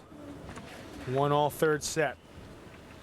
Squilari doesn't want to get down an early break here.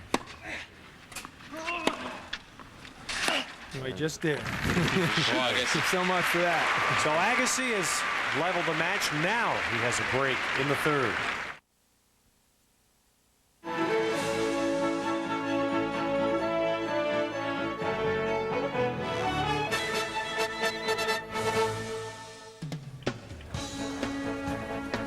So they're the American champions in Paris, and that's not bad. 4 in the last 12 years. The only hope now remaining for an American champion on the men's side this year is Andre Agassi. There's not been a women's American champion 16 years here. And 2 remain, Serena Williams and Jennifer Capriati, who will play each other tomorrow in the quarters. You'll see that on our USA coverage. 0-15. Even though Squilari hit a winner on that one, Andre's liking the fact that he's trying to hit winners from above his shoulder, you know, on returns. If he can hit those, and that's just too good.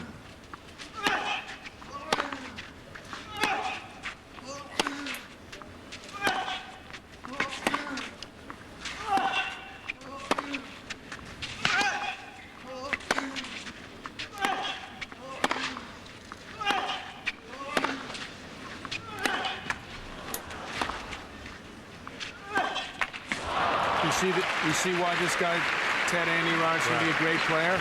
You take a positive out of a negative like that. I mean, how many people would look at, you know, spin a serve and the guy rips a return winner and he's feeling good about it. That was a tough point that Agassi benefited from that let cord. Helped him win it. Andre's feeling good now. When he gets going like this, it's I don't think it's looking good for Squilari anymore. Squilari started letting up to me, or just sensing he had lost the groove or whatever about a set and a half into this match, and now it's really, you can just sense what Andy was talking about, just starting to steamroll here. Which allows me to throw in a question, an email question from Glenda Love. I was wondering why there isn't a men's tennis calendar. I thought there was, but maybe they're not. And we, the female fans, would need to vote on the 12 picks. Here, you ready for the 12, Ted? You'll be, for example, Marit Safin, Patrick Rafter, Andre Agassi, Pete Sampras, Leighton Hewitt, Andy Roddick, Gustavo Kirton, Jan Michael Gamble, Alice Correia, Magnus Norman, Mark Philippoussis, and 12. John, yes! You don't think I would have read it otherwise. Of course, not necessarily in that order. Are we saving the best for last there? Well, John? you know. See? You know, instead of butter up the old guy. Yeah. Well, somebody for the mature set to And admire, proceeds, right? this is even better. Proceeds could go to benefit grassroots tennis or some other good cause. Premier service. I'm sure there has to be a calendar out there somewhere. There's a with seniors players. tennis calendar tour. You know, that's a big seller.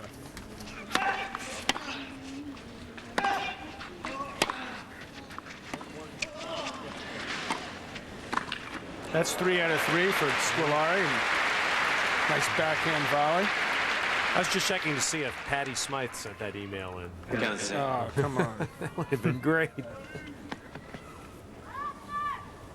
You just thought there was something behind that, didn't you? See, I feel better. My suit feels better right now. You know, I feel like putting the tie back up. A little bit more energetic. Yeah, God, I want to go practice now. 30. You know, Andy, you made a comment. I believe it was just before the French Open started on press conference that somebody asked you if you could play doubles with one player, Mauvais service. and the answer you gave was? I think it was if you could play doubles against Andre and Pete, you know, who would you pick? And you know, I picked Johnny Mack. I thought we would, you know, have a little fun out there. So, hey, that sounds great to me. Are you available tomorrow too, and when? Anytime. Now, you should tell people while you're here too. By the way, they're still in Paris. Tell them about this this award or whatever you're picking up tomorrow. Oh, there's the Champions Dinner tomorrow night, and since I was the World Junior Champion last year, you know, I get to hang out and go to like a pretty cool dinner tomorrow night, and they do the men's and the women's professional. They award them also, so. Nice. Tuxedo? I gotta go out and buy a suit. Whoa. Yeah, I'm getting all decked out. That's right. You got to do that. No more T-shirt and jeans and hats for You me. probably get a freebie. You should just, you know, send the word out. Yeah, if anybody wants to send me a suit.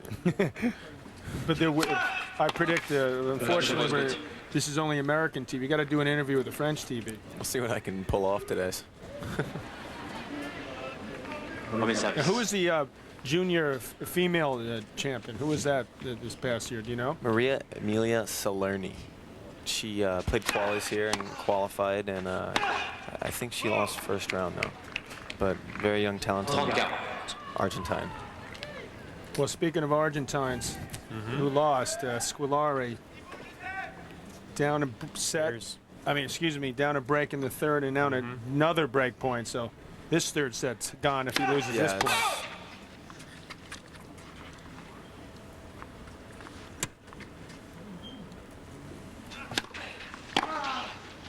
How's that for a return? Agassi. Oh, Andre stepping in on the second serve and flipping the line. So it's 4-1 Agassi. We're talking about the slam now. Big talk. A little early, perhaps, but Agassi, the one that can try to pull off the seemingly almost impossible. Oh, of course, He cut his hair. You know, you see him now. He's got, you know, for a guy that's losing his hair like me and just trying to hang on, to see Graf to do that with those beautiful locks is sort of sad. Maybe you should let yours grow in. You got plenty to work with at 18. 32-0. we were talking as we saw that note about how tough it is to win the Australian, and the French take it a step further, and French in Wimbledon in the same year hasn't been done since Borg. Mauvais service. Tournament's just 2 weeks apart now, held on such extremely different surfaces. Which, at least, I like to give Borg credit. At least once a tournament to win 6 Frenches and then 5 straight Wimbledons. That's pretty good turnaround. Pretty good effort. That's amazing. I guess he's just a new guy now. He's just taking Squilari and squashing him at the moment.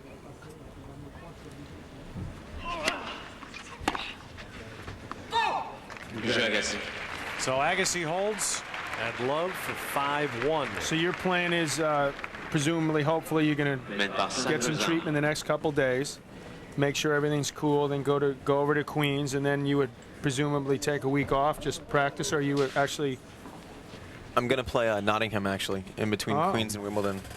I need to... Queens first, then Nottingham? Get Nottingham. Okay. I haven't played a lot on grass, so I'm going to try to get in as much as possible. And you did not play Wimbledon Juniors last year. You were hurt, right? Yeah, 0-15.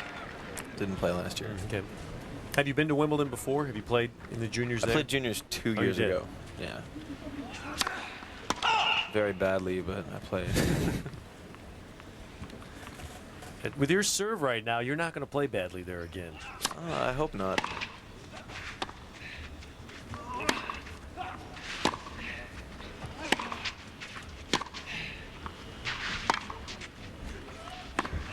That's way wide there. Agassi just about ready to finish Franco off here in the third. Yeah, he's forcing those shots a little bit. He didn't have to hit that, and he's going for a little too much right now. What do you think your best surface is, by the way? What do you play best on? It's still too early to tell. I'm not sure yet. I don't think I've played enough on everything. I think right now hard, but you know, I played better than I thought I would on the dirty stuff. So. Did you enjoy it? We'll see. Yeah, Playing here it's fun. You know, it's I like that's what makes tennis so special. You know, it's a different game on each surface. It's not, you know, the same thing all the time. Well, it's been great hope for the Americans to have Andy Roddick win 2 tournaments on American clay. Come over here. Fare well here to see Michael Russell do well here. Yes, absolutely. We need more of that. Inspire the young troops. And then, but I always say the same thing, Ted. We got to give the kids an opportunity to play. We got to try to make this game more accessible and affordable in America.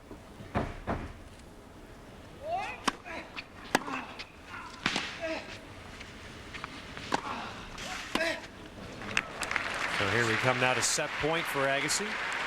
You remember when Squilari in the first had hit that nice slice backhand for the winner? Now those are going the bottom of the net. The drop shot's totally ineffective. He's not getting to him quite as quick anymore.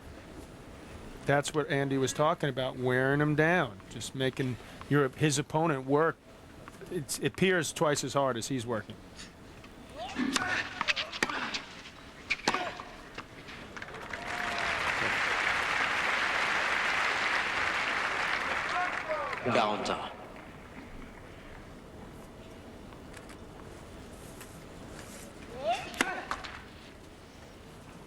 Andre wants this game to start off serving in the 4th set too.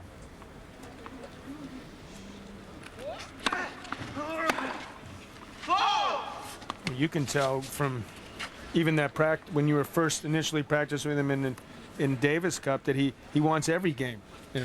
Even in that practice, he was getting annoyed. Yeah, I mean he's definitely a competitor, and you know he wants to win every point. See what the call is here.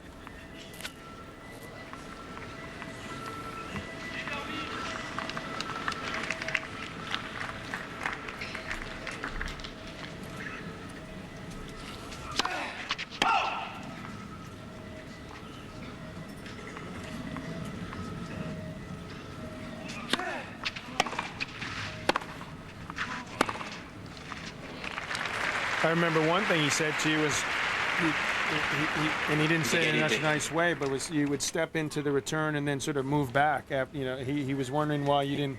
He called it my poke and run.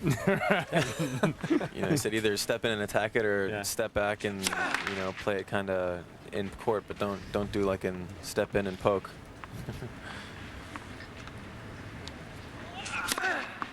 Avantage Squilari. Squilari with his 9th ace.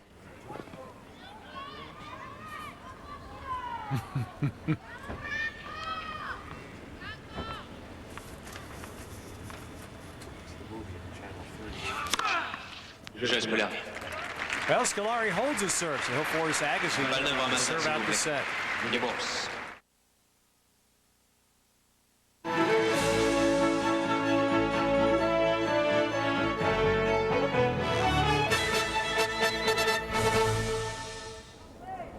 Our coverage on USA continuing from Roland Garros. It's been a pleasure to have Andy Roddick with us as Agassi serves for 2-1 lead.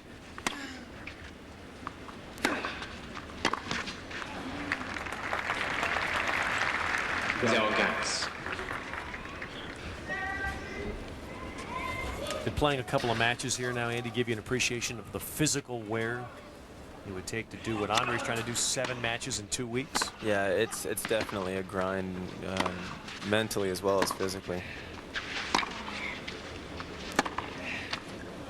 Oh, there's a backhand. Heading quickly to love 30. Well, he seemed down and out, and now he's going to give it one last effort. Hang in this 3rd set. Still down 2 breaks, but looking to get one of them back. That's nice. Nice and low. Bend the knees. Paid dividends for him. Here's an Andrea Yavinsky email. How do the players scout out their opponents in the tournament?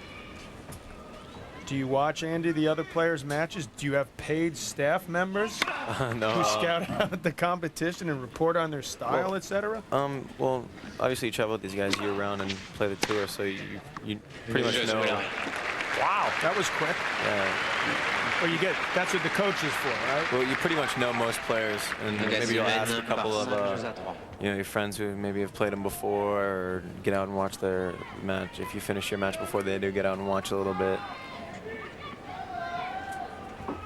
What was your game plan, by the way, when you went out against Chang? I wanted to definitely take my chances when I could get him. You know, I'm not going to beat him, you know, in consistency drill, that's for sure. So, you know, I kind of had to go out and play my game. I went out and rushed a little bit too much at the beginning. Squilari's just picked it up out of nowhere. That's why, to me, it's so tough to win this thing here, because you just go through these ups and downs, and look like Agassi couldn't lose a game. Now all of a sudden Squilari looks like he thinks he can win this set again.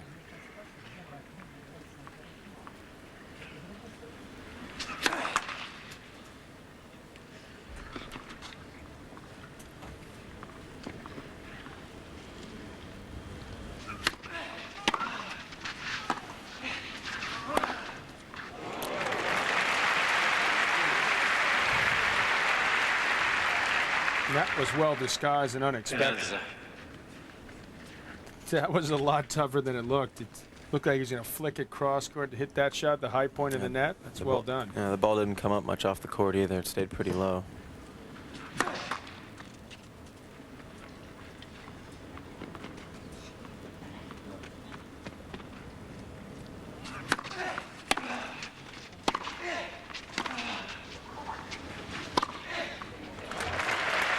Squilari forehand winner. When did you start getting, by the way, this big serve? I know, I understand, was within the last couple years, year or two, that you've grown as much as you have, or Yeah, since how do you serve so freaking hard? there's not a lot of technique involved. I just kind of throw it up and just kind of give it a whack. You think you're going to grow any bigger? Yeah, You're 6'2", you said now. yeah, my growth plates aren't finished Wow. yet, so That's That's good. not good news for the tour. so 30. maybe I'll get another inch or two. 7'3" Andy Roddick blasted 308 aces. How tall's your brother? The rest of my family's more vertically challenged than I am. That's a nice way of putting it. They're all around, the males in my family are all around 5'9", 5'10". 40. But I have some uncles that are 6'5" and 6'4" and 6'5", so I think that's where I get it from. Well, 6'2" is good enough. That'll cut it. I mean, look, Agassi's not even six feet. Well, Squilari's come to life here, so Andre will have one more chance to serve out the set. In the quarter zone, our action will begin at 9 a.m. Eastern, 6 a.m. Pacific on USA.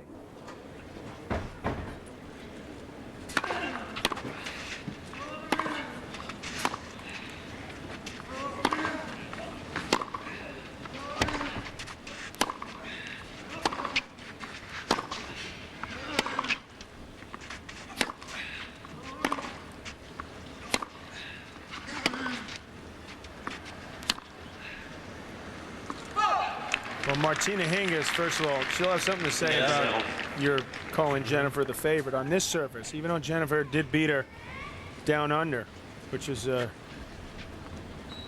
makes her, to me, the story of the year coming into this event.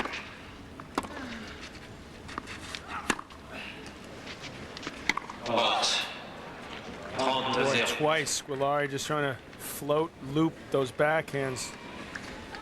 It's a lot easier to swing free when you're down 5'1" than Right. it is 5'4". That's also why you get up a couple breaks. You get tight maybe the first one, you still got one in the back pocket. And now 3 set points for Agassi. Mr. Roddick is sounding like a prophet. Who do you like in that Kafelnikov match? Who do you see on the men's side? I'm not sure. That's a tough call. They both have some tough matches. I think you have to, go with Quirton right now. But I mean, Kafelnikov can beat anybody on any given day. That's a very tough one to pick.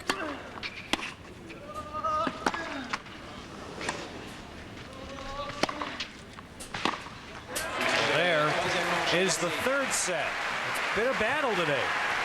Taking over 2 hours, but Agassi finally has the edge. Now 2-1 over Franco Squilari. Andy Roddick, very smart. You can't see it at home, ladies and gentlemen. This is a Yankee cap he has on. He knew he was coming in to see Johnny Mac. Well, thanks for being with us. Congratulations on the great run. Queens Club next, right? Yeah, thanks, Ted. Get that leg Good healthy. luck, Andy. And listen, you made this fun for us. Oh, up here. thanks. We appreciate it. And the fans as time. well. Keep it up. Thanks We a lot. love it. All right, Andy Roddick joining us. Andre Agassi up 2-1. We'll continue in a moment.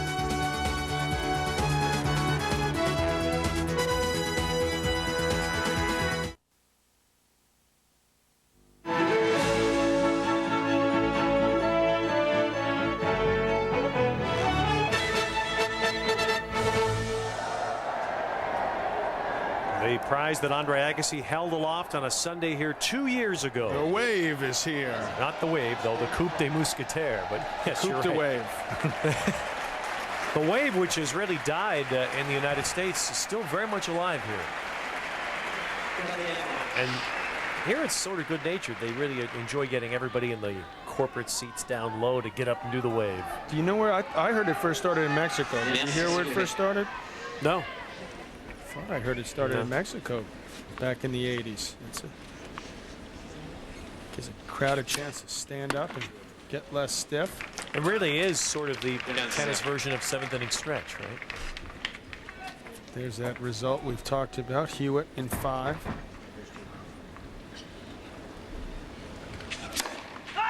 Now, Greg Pickard, our producer, has informed us it may be Seattle. We don't want to upset the people up there in case it was them. Yeah, well, We're going to have to get to the bottom of this. There is a gentleman. In fact, I forget his name. He was a television personality for a while. Claims to have started the wave in Seattle. That's the story that goes around. There's a little bit of a noteworthy note. Wayne Arthurs over Roger Federer in the first set. You will not find the answer to the wave question, however, at the USA Network website.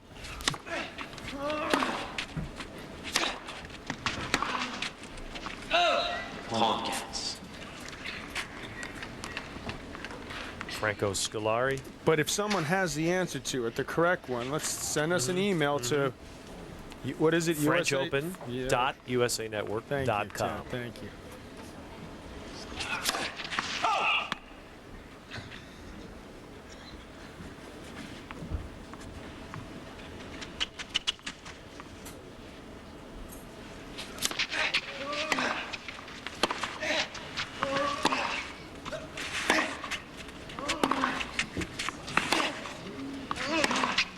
There's taking the ball early and coming up with a sweet little angle there.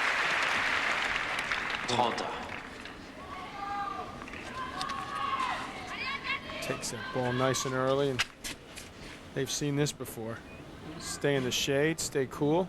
Steffi Graf, obviously on the left, and on the right, the man that's so much a part of Andre's success, Gil Reyes. Yes, Gil is a very, very sweet man. It's just a great guy to be around, and those are the type of people you want around you.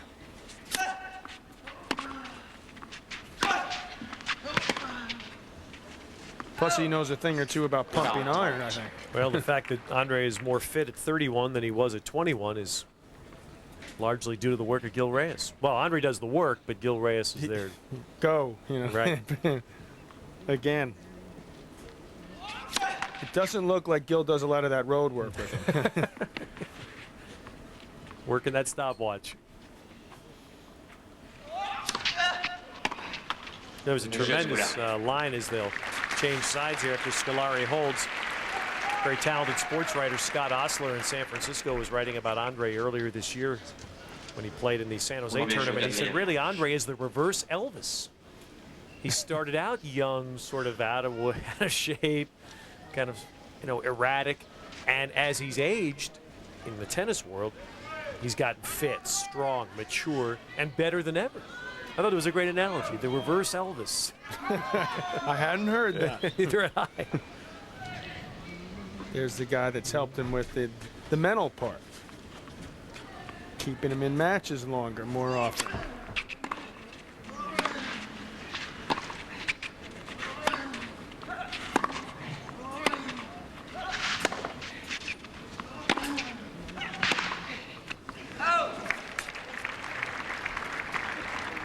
Some guys have done it when they've gotten on in their career.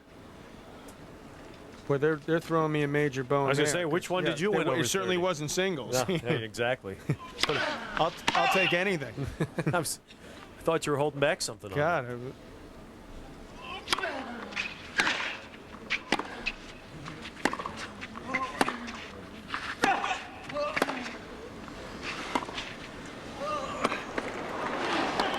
They're not counting my seniors doubles here 2 years ago, are they?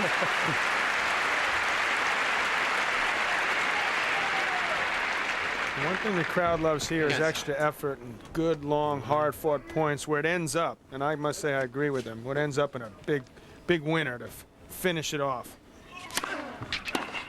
35. Basically, they love what Agassi and Meligeni provided in the 4th set Saturday. Some entertainment. Great Two points. guys that look like they're happy to be out there. And then the guy they want to win at the end does win. It works out perfectly.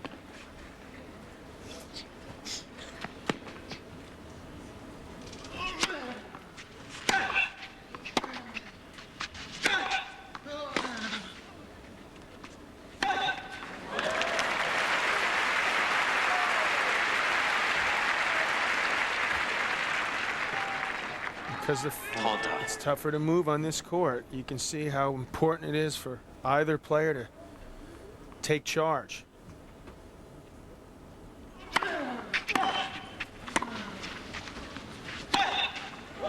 Squilari with some serious juice off that forehand 40. side with 2 big winners and a break point.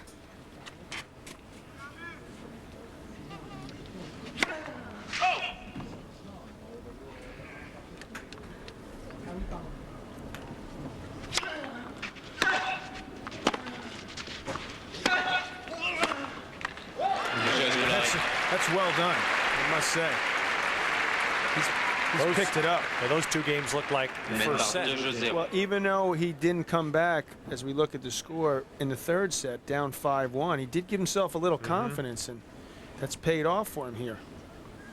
Sampras with that incredible 13 slams, 7 alone at Wimbledon. Agassi spreads him out. 15. And Agassi is on a streak that's extraordinary. I mean, he's won 4 of the last 8 that he's played. Back-to-back Australian Opens.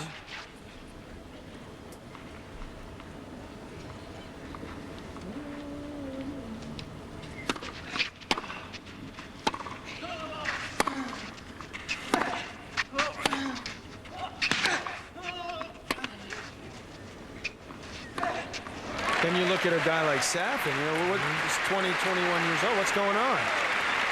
There's what you were talking about. 30. Starting with the French 2 years ago. French, the Open. The Open in 99. Australia again. Squilari on a roll right now.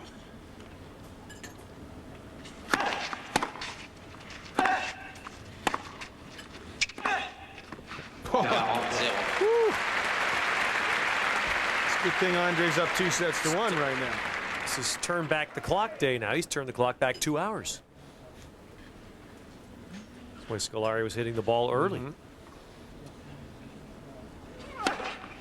That's And quite a reversal. 11th ace and a 3-love lead to start the 4th of the Argentine. 23.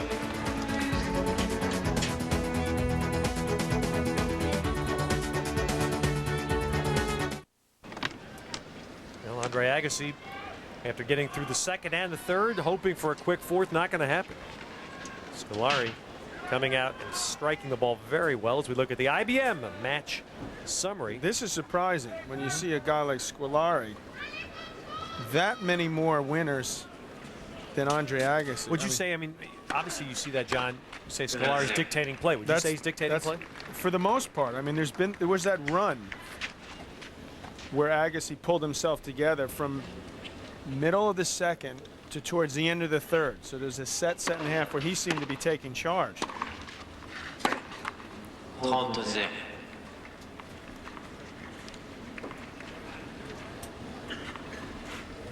He's moved better than even Coach De La Pena, speaking of Squilari, probably would have hoped. He seems to be moving pretty well.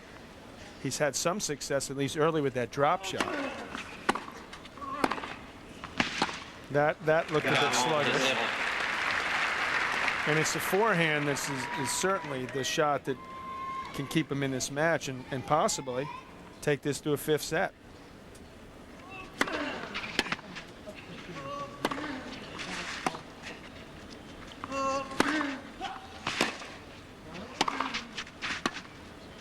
There goes the drop shot. That's really taken a turn for the worse, though. He's really lost the touch there.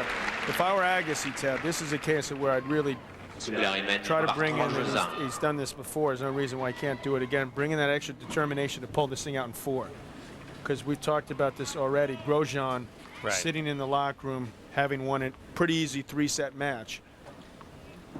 I know he's in tip-top shape, but he had a pretty tough match against Meligeni. He was out there a while. He's already been out there close to 2.5 hours here. If this goes 5, you're talking another hour. At the same time, he could get out of here in 20 minutes, maybe 20, 25 minutes. That can pay off.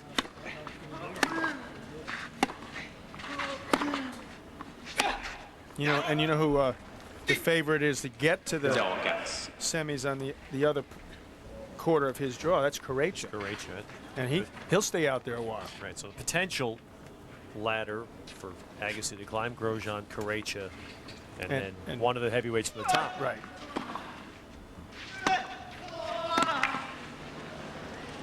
That's where extra effort can pay off, right here. Credit to Squilari, though. Showing better volleying skills than I thought he had. There's where Agassi just try to make him hit that one more ball. He did, and that's where you just got to say, I did as much as I could to pull that point out.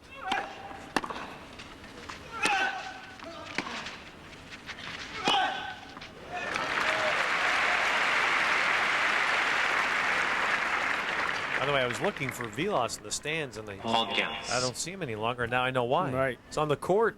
Big doubles, 45 and overs. Playing with Tom Acker against Nastasi. McNamara, Nastasi, Acker, Vila. Should we go? No, just kidding. Shouldn't go over to that court. His 11th double, 30 all. John McEnroe will be involved in doubles here, playing with Henri Lecomte.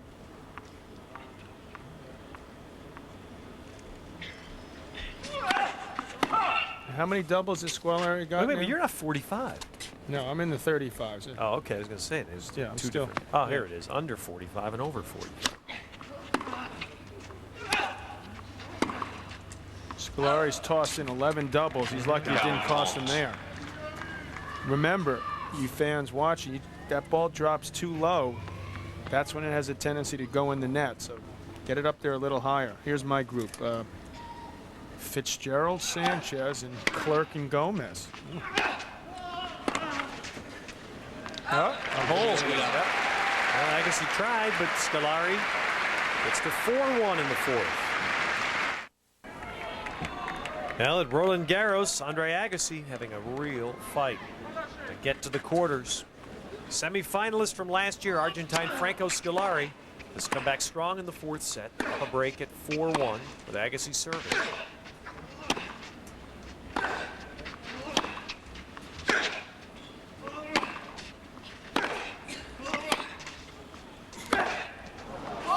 This is I guess most clay court matches are this way down, but certainly today for Agassi there have been no free points.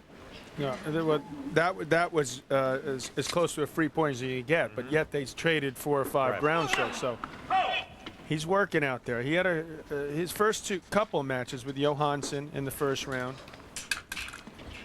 Bouter. Bouter in the second, thank you. Those were guys that don't like Clay.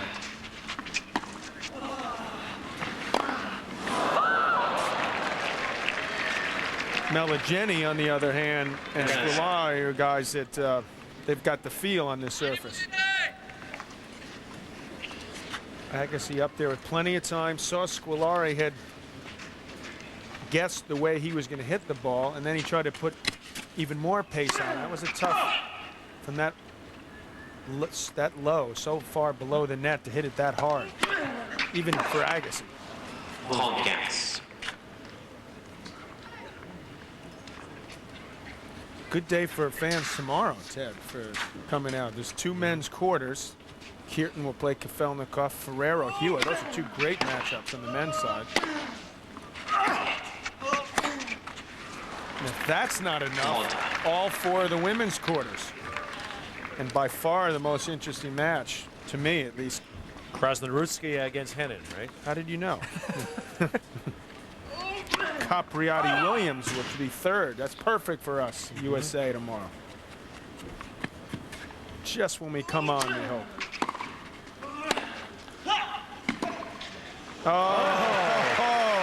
Running backwards again. There's your tail of the tape. 30-40. I was taught as an angle forward. He's at an angle backwards. There it is again. He's going to go up 2 breaks if he wins this point.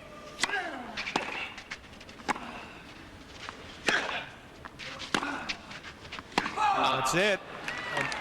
Get ready for the 5th.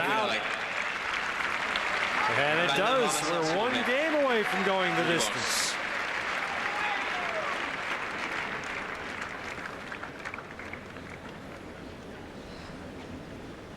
I never thought we'd have to say Krasnoyarskaya's name so much. Good effort for her. She's only 17 years of age. One of the really a quartet of good young Russian girls. Elena Dementieva was the first to arrive, but this young lady's her first ever quarterfinal. 2 players, Kleisters, Henin from Belgium, small country next door to France. That's a good effort. Sadly, the 2 Americans face each other. So only one of those will have an opportunity to play.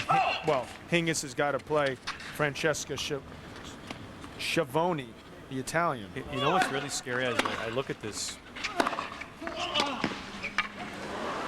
Ooh, Andre down on the play, appears to be all right. 15-0. The oldest player in the women's quarters. Capriati at 25. Isn't that amazing? You'd think you'd never say that. Jennifer Capriati is the oldest That is player in the women's quarters. And it's not even close. Teenagers abound. That's in. 32-0. Yep. Caught had just enough. You only have to catch 1% of the line. It's in.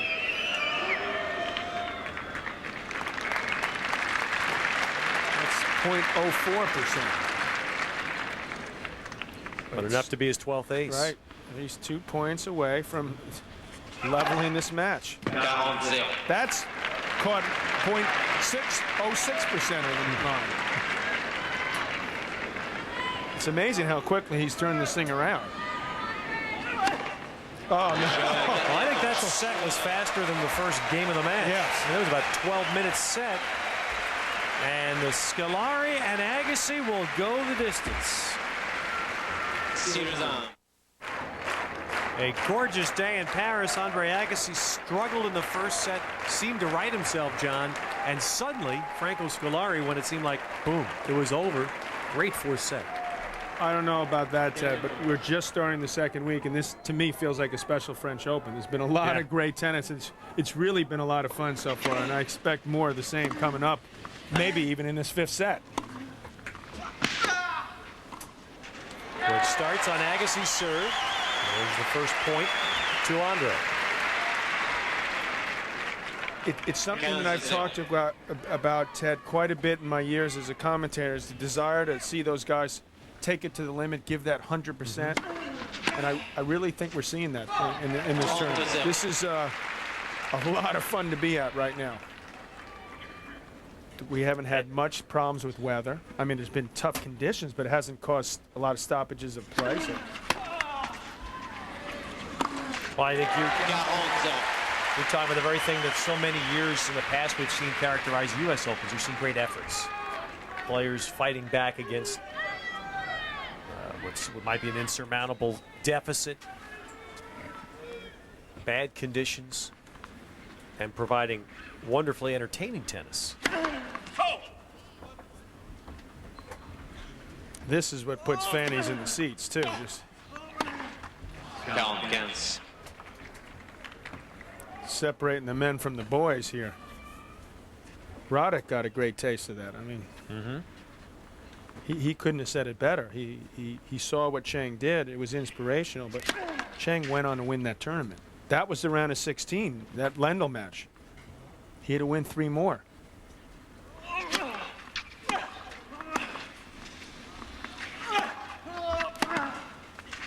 He played a guy by the name of Andrei Chesnikov, who was a pretty tough customer on clay, and he had lost the first set, got himself down a set point in the second, stormed back there. He's down 2-1 to Edberg in the final. Arthurs with the set. Who would have thought that Wayne Arthurs? Agassi holds the first game. Federer back well, with a slight edge in the second set. But who would have thought Wayne Arthurs?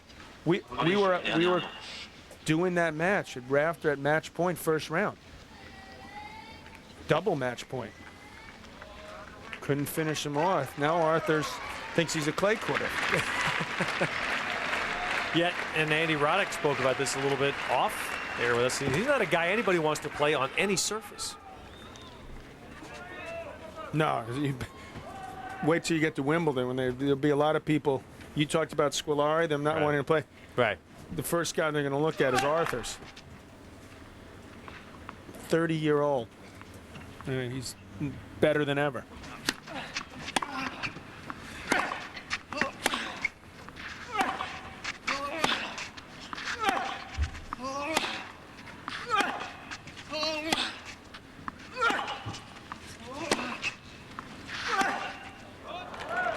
See that slight little curveball? They're sort of trading ground. These are both hitting the same pace, and Andre just takes a little something off it. Squilari just mistimes it. Squilari hadn't played a lot of 5-set tennis for who's been around. This is only his 5th career 5-setter.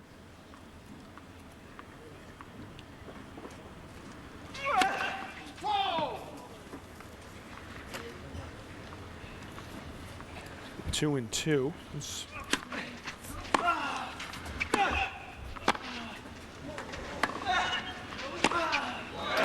Meanwhile, this is Agassi's 38th career 5-setter.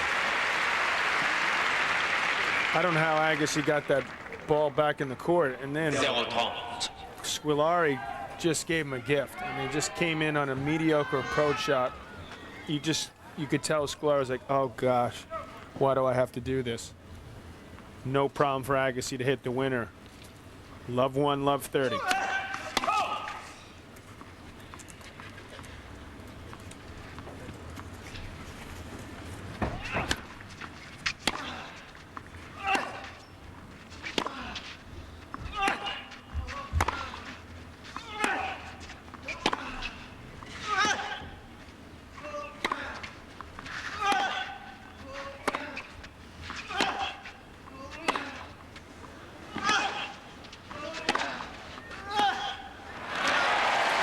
Ran out of gas.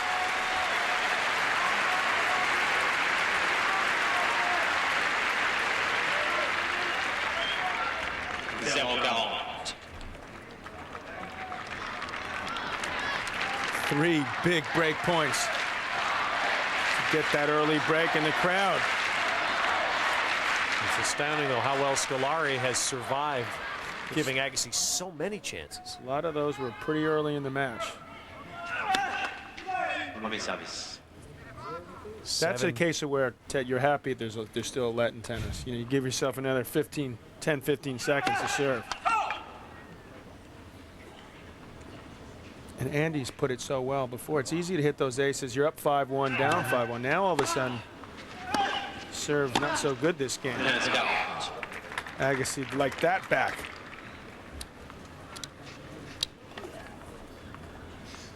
Agassi 20 and 17 lifetime in 5 setters. And there was a time when he was a teenager, the word on him was he couldn't win the 5 setters. Well, Squilari is saved too. Remember, in the first game of this match, Squilari saved 7 break points. The first 5-setter that Agassi ever played, Ted, was in 1987 against the guy that he compared Squilari to, Tomas Muster. He lost to him. 4? 6-4 in the 5th. Just kidding. Andre was 16 then.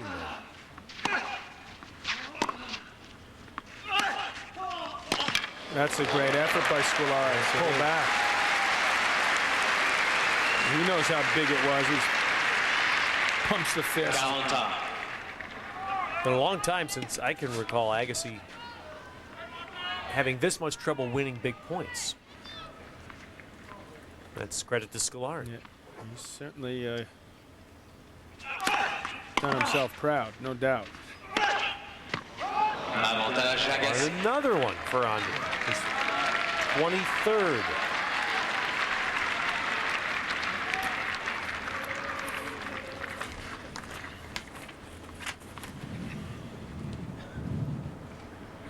Squilari's got a lot to make up. He's had a so-so year. We said it was 17-17.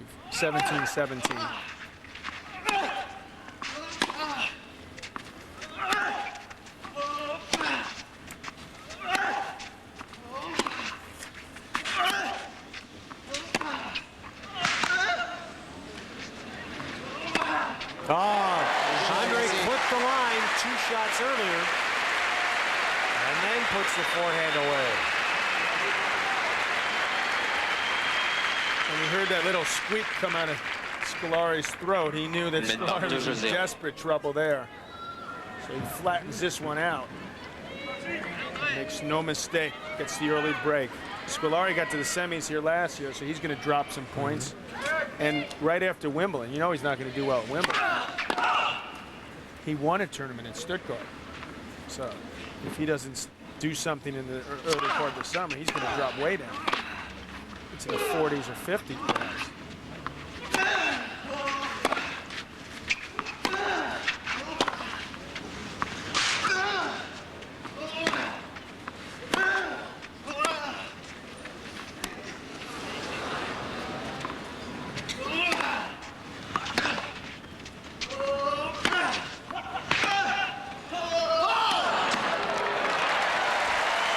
What a point. That really was. What a point.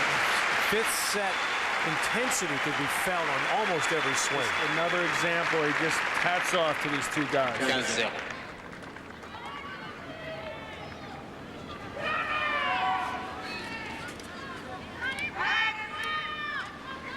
15-0. No, hang on.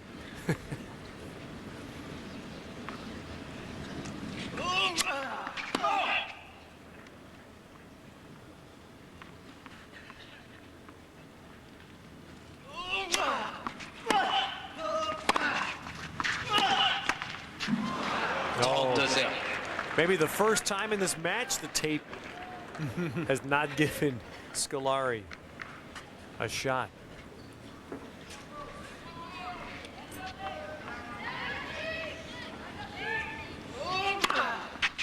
That ball skims off the line. He had to put a lot into winning that 4 set. He really picked it up considerably, but Agassi's so quick to latch on to moments where perhaps he just settled in and off quickly to a 3-love lead. So the early beachhead established by Agassi in the 5th.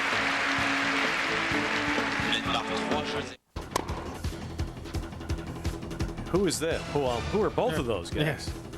Of course, we all remember the great Goran Ivanisevic many times into the finals of Wimbledon. This in '92, the match point, and a most unexpected Grand Slam championship, the first for Andre Agassi.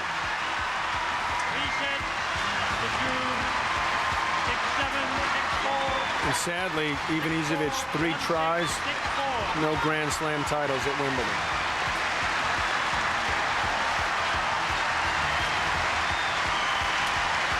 That was the first of 8 for Agassi. He would add a U.S. Open title in '94, the Australian in '95, and then he thought that might have been it, just the 3, until he broke through again here 2 years ago. Now 3-love, Agassi in the 5th. 15-0.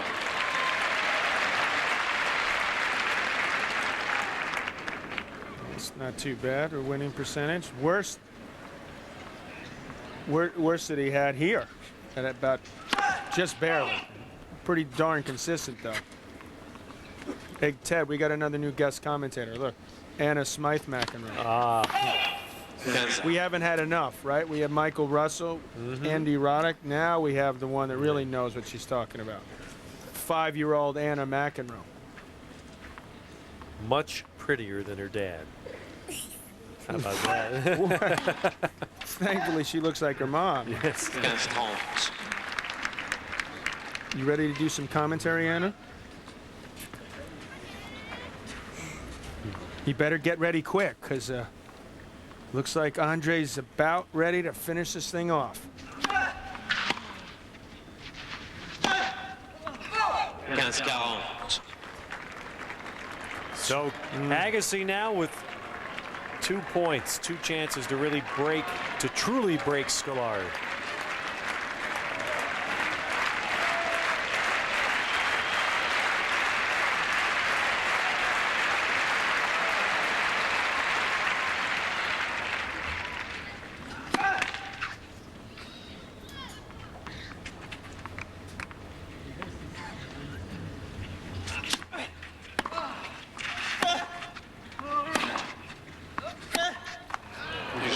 And now it's in Agassi's pocket. 4-love. Mène par 4-0. I'll never forget on USA covering the first 5-set match that Agassi ever won. And it was in the quarters of the US Open in 1989. He'd lost 5 in a row. The rap was he couldn't do the 5. He couldn't last a 5-setter. He's playing Jimmy Connors, who was twice his age. Andre was 19, Jimmy was 38. Agassi was down 2 sets to 1. And came back to win, to silence all those critics. And again, John, a measure of how time passes. 12 years later, you look at Andre and think that he has the edge, that he's almost unbeatable in a 5-set. That's just one quick comment before I comment on that about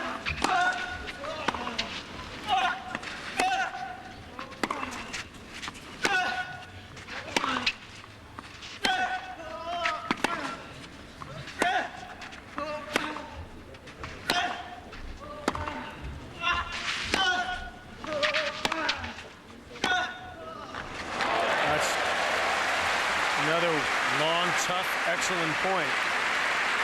When Agassi hit that drop volley winner, the first point, you saw as he hit it, the point was over. Squilari didn't even make a run for it, but he got himself ready just in case. I mean, we're almost 3 hours into this.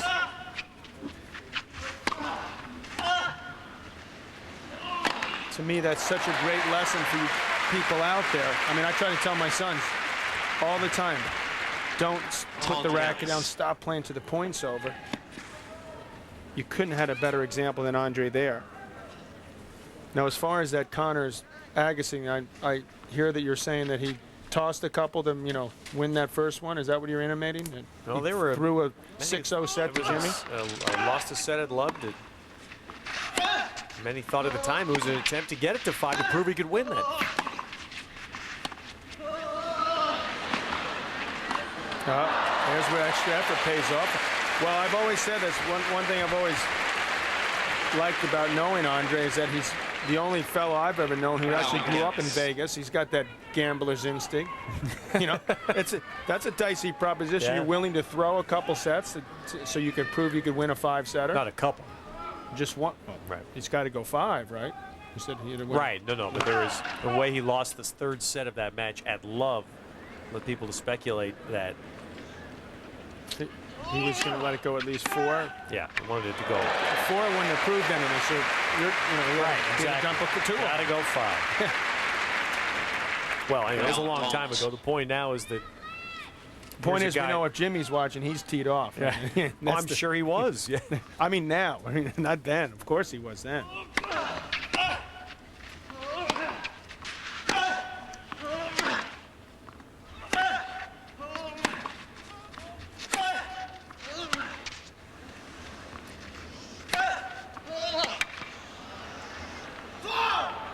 Valentine.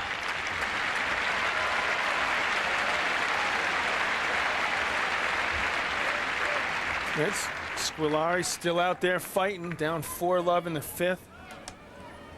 Desperate trouble, 40-15. At least won a couple points back to deuce.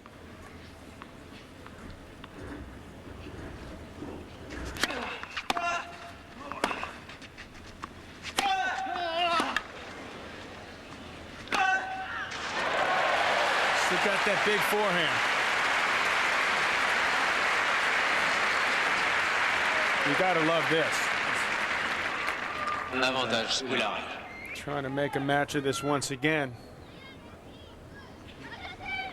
Gets himself a break point. Premier service.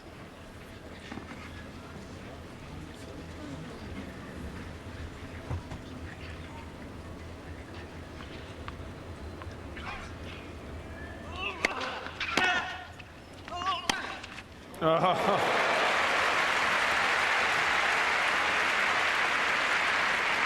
Égalité. See, that's where having more shots in the arsenal helps. Squilari hit a return that no way he thought this was going to happen. Off the back foot, falling backwards, hits the winner.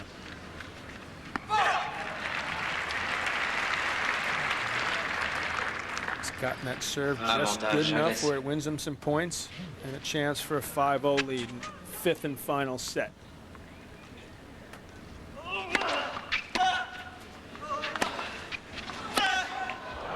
And there it is. Agassi. That may have been Scolari's final breath. 5-love for Andre. Well, inside, the point is that Agassi is about to survive a very tough test. And not surprising, John, right? That Squilari would play him this tough. No, I mean, we saw it a couple years ago in their first round encounter. You know how fit he is, how much trickier a proposition it is to defeat him in a best of 5. But the crowd has certainly gotten their money's worth. And they're just getting warmed up here because they're really happy when Agassi wins. And then Fabrice Santoro comes out here with his array of eclectic shots. It's going to be tough for him against Correia. Right. And also the crowd has been out here a long time with Agassi. And they've already got a French guy that won, Grosjean. Big surprise if Santoro will beat Correia. We'll get a chance to see some of that. Let him warm up, play some for a while, and then we'll see if Santoro's got anything left after beating Safin for the 6th out of 7 time.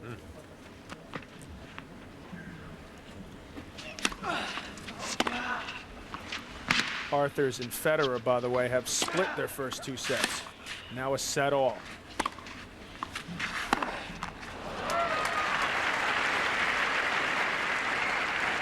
You know, the French last year had their intense focus during this event on Mary Pierce on the women's side. The French men did not fare well. Now this year, the French women all gone, but they've got 2 men they can still go for. As of right now, yes. Right.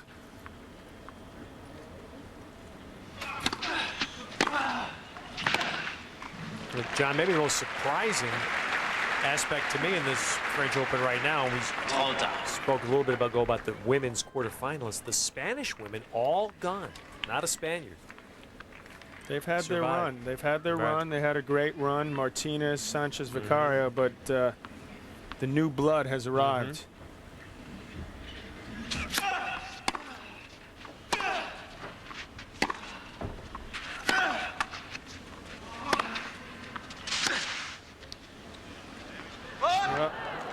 We're about 3 hours into this match, Ted, and finally, Andre Agassi with match points.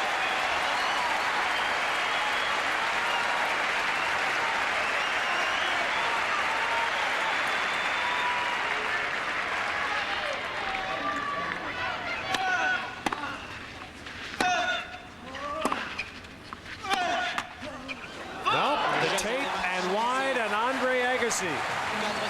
1 minute shy of 3 hours, and a tough battle, all he could have ever wanted from Franco Squilari, is through to the quarters. Now let's see if he'll draw something on the Terba too, as Guga did yesterday. Has never been done before. What will happen next?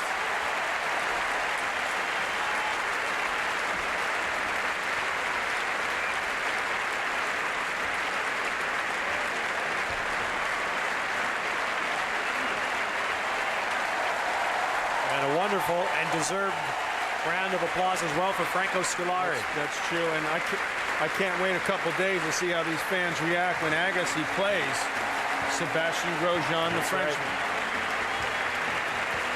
A great favorite here, and that will be tested when he meets a Frenchman and a semifinalist this year in Australia, Sebastian Grosjean. We talked about Arthur's Federer battling it out. Courageous Santoro will be battling it out. And one of those fellows will be in the French Open final. Now we hope you've enjoyed it. Andre Agassi to the 5th set, but wins yet another long match on the Terre Battue of Roland Garros. But don't go away. Our coverage hardly done on USA.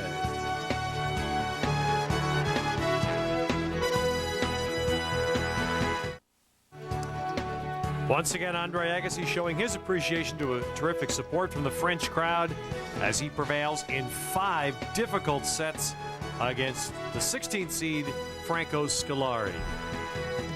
The IBM match summary and the incredible number of both winners and errors hit by Squilari. Aces and double faults, everything tilted to Squilari except the final score. And now as we're joined by Andre Agassi, we'll ask him, is that the sort of match you expected, Andre? Yeah, it was. You know, I mean, I went out there knowing it was going to be a real difficult match, a very physical one. And to be quite honest, I was pleased with the way it started. You know, I mean, a nice 58-minute first set is always Seriously? a good way. Really? Yeah, I did, because I knew that now there's not going to be anything quick going on here. It was going to boil down to who's going to stay at this longer, and I just felt like I was going to eventually get my opportunities. We got someone here who wants to say congratulations. She wants to know where you are, Anna. Hey, Anna. Yeah. She wants to come down and see you in the locker room. Oh, I'd love to see her. Bring her down. Andre, was it discouraging at all in any way that you had 7 break points first game and not to get any of those? Does that start the match on a down note for you? Not really. You know, I mean, it's not as bad as losing your serve right after that. That was more of a problem. But I got to say that you start a match off and you get those opportunities. It's still so early. Like, I didn't have a feel for a serve. I missed a couple second serve returns, and that never would have happened in the middle of the first set if I had those opportunities then. But I just tried to look at it as a positive. I looked at it like, you know what, I'm going to be on this guy all day, and let's just stay at it, and hopefully things will tilt your way. Did you think that he could make that run in the 4th set? I mean, he really came on strong in the 4th set to make that tough. I actually thought he was really going downhill after, you know, late in the second set. It just looked like I was starting to get the better of every rally and starting to stretch him, and I didn't know if he was getting tired or frustrated, but it looked like he was going the wrong direction. And almost like in a sense of desperation, I felt his gear shift, and he started hitting some incredible shots in the 4th and got off to an immediate lead.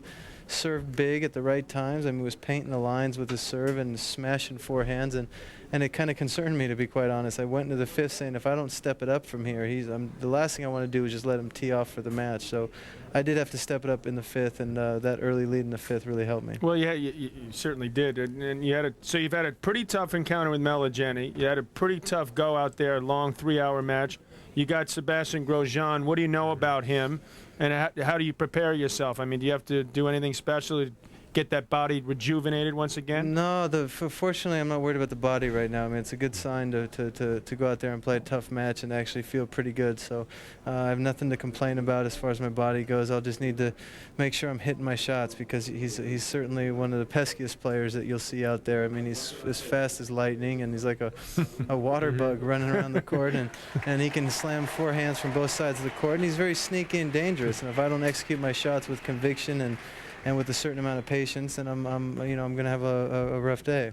You make a great point, Andre, about the shape you're in. Do you feel you own the 5th set? Well, I think every day is a new day. I mean, let's face it. Your body goes in and out of feeling better at times than others. And I mean, today I felt great. I wasn't worried about my side of the court, but I was worried about his side of the court after that 4th set. You know, I was just saying to myself, you gotta step it up here and certainly leave everything you have out here on the court physically. And by the end of the 5th, it was fair to say that I still had plenty more. Well, thanks for the great tennis, Andre, the entertainment, and we look forward to Wednesday. All right, then. Congratulations. Andre Agassi on to the quarters. Sebastian Grosjean, a Frenchman, will be next. And Andre's strong run at Roland Garros continues. Our coverage as well on USA right after this.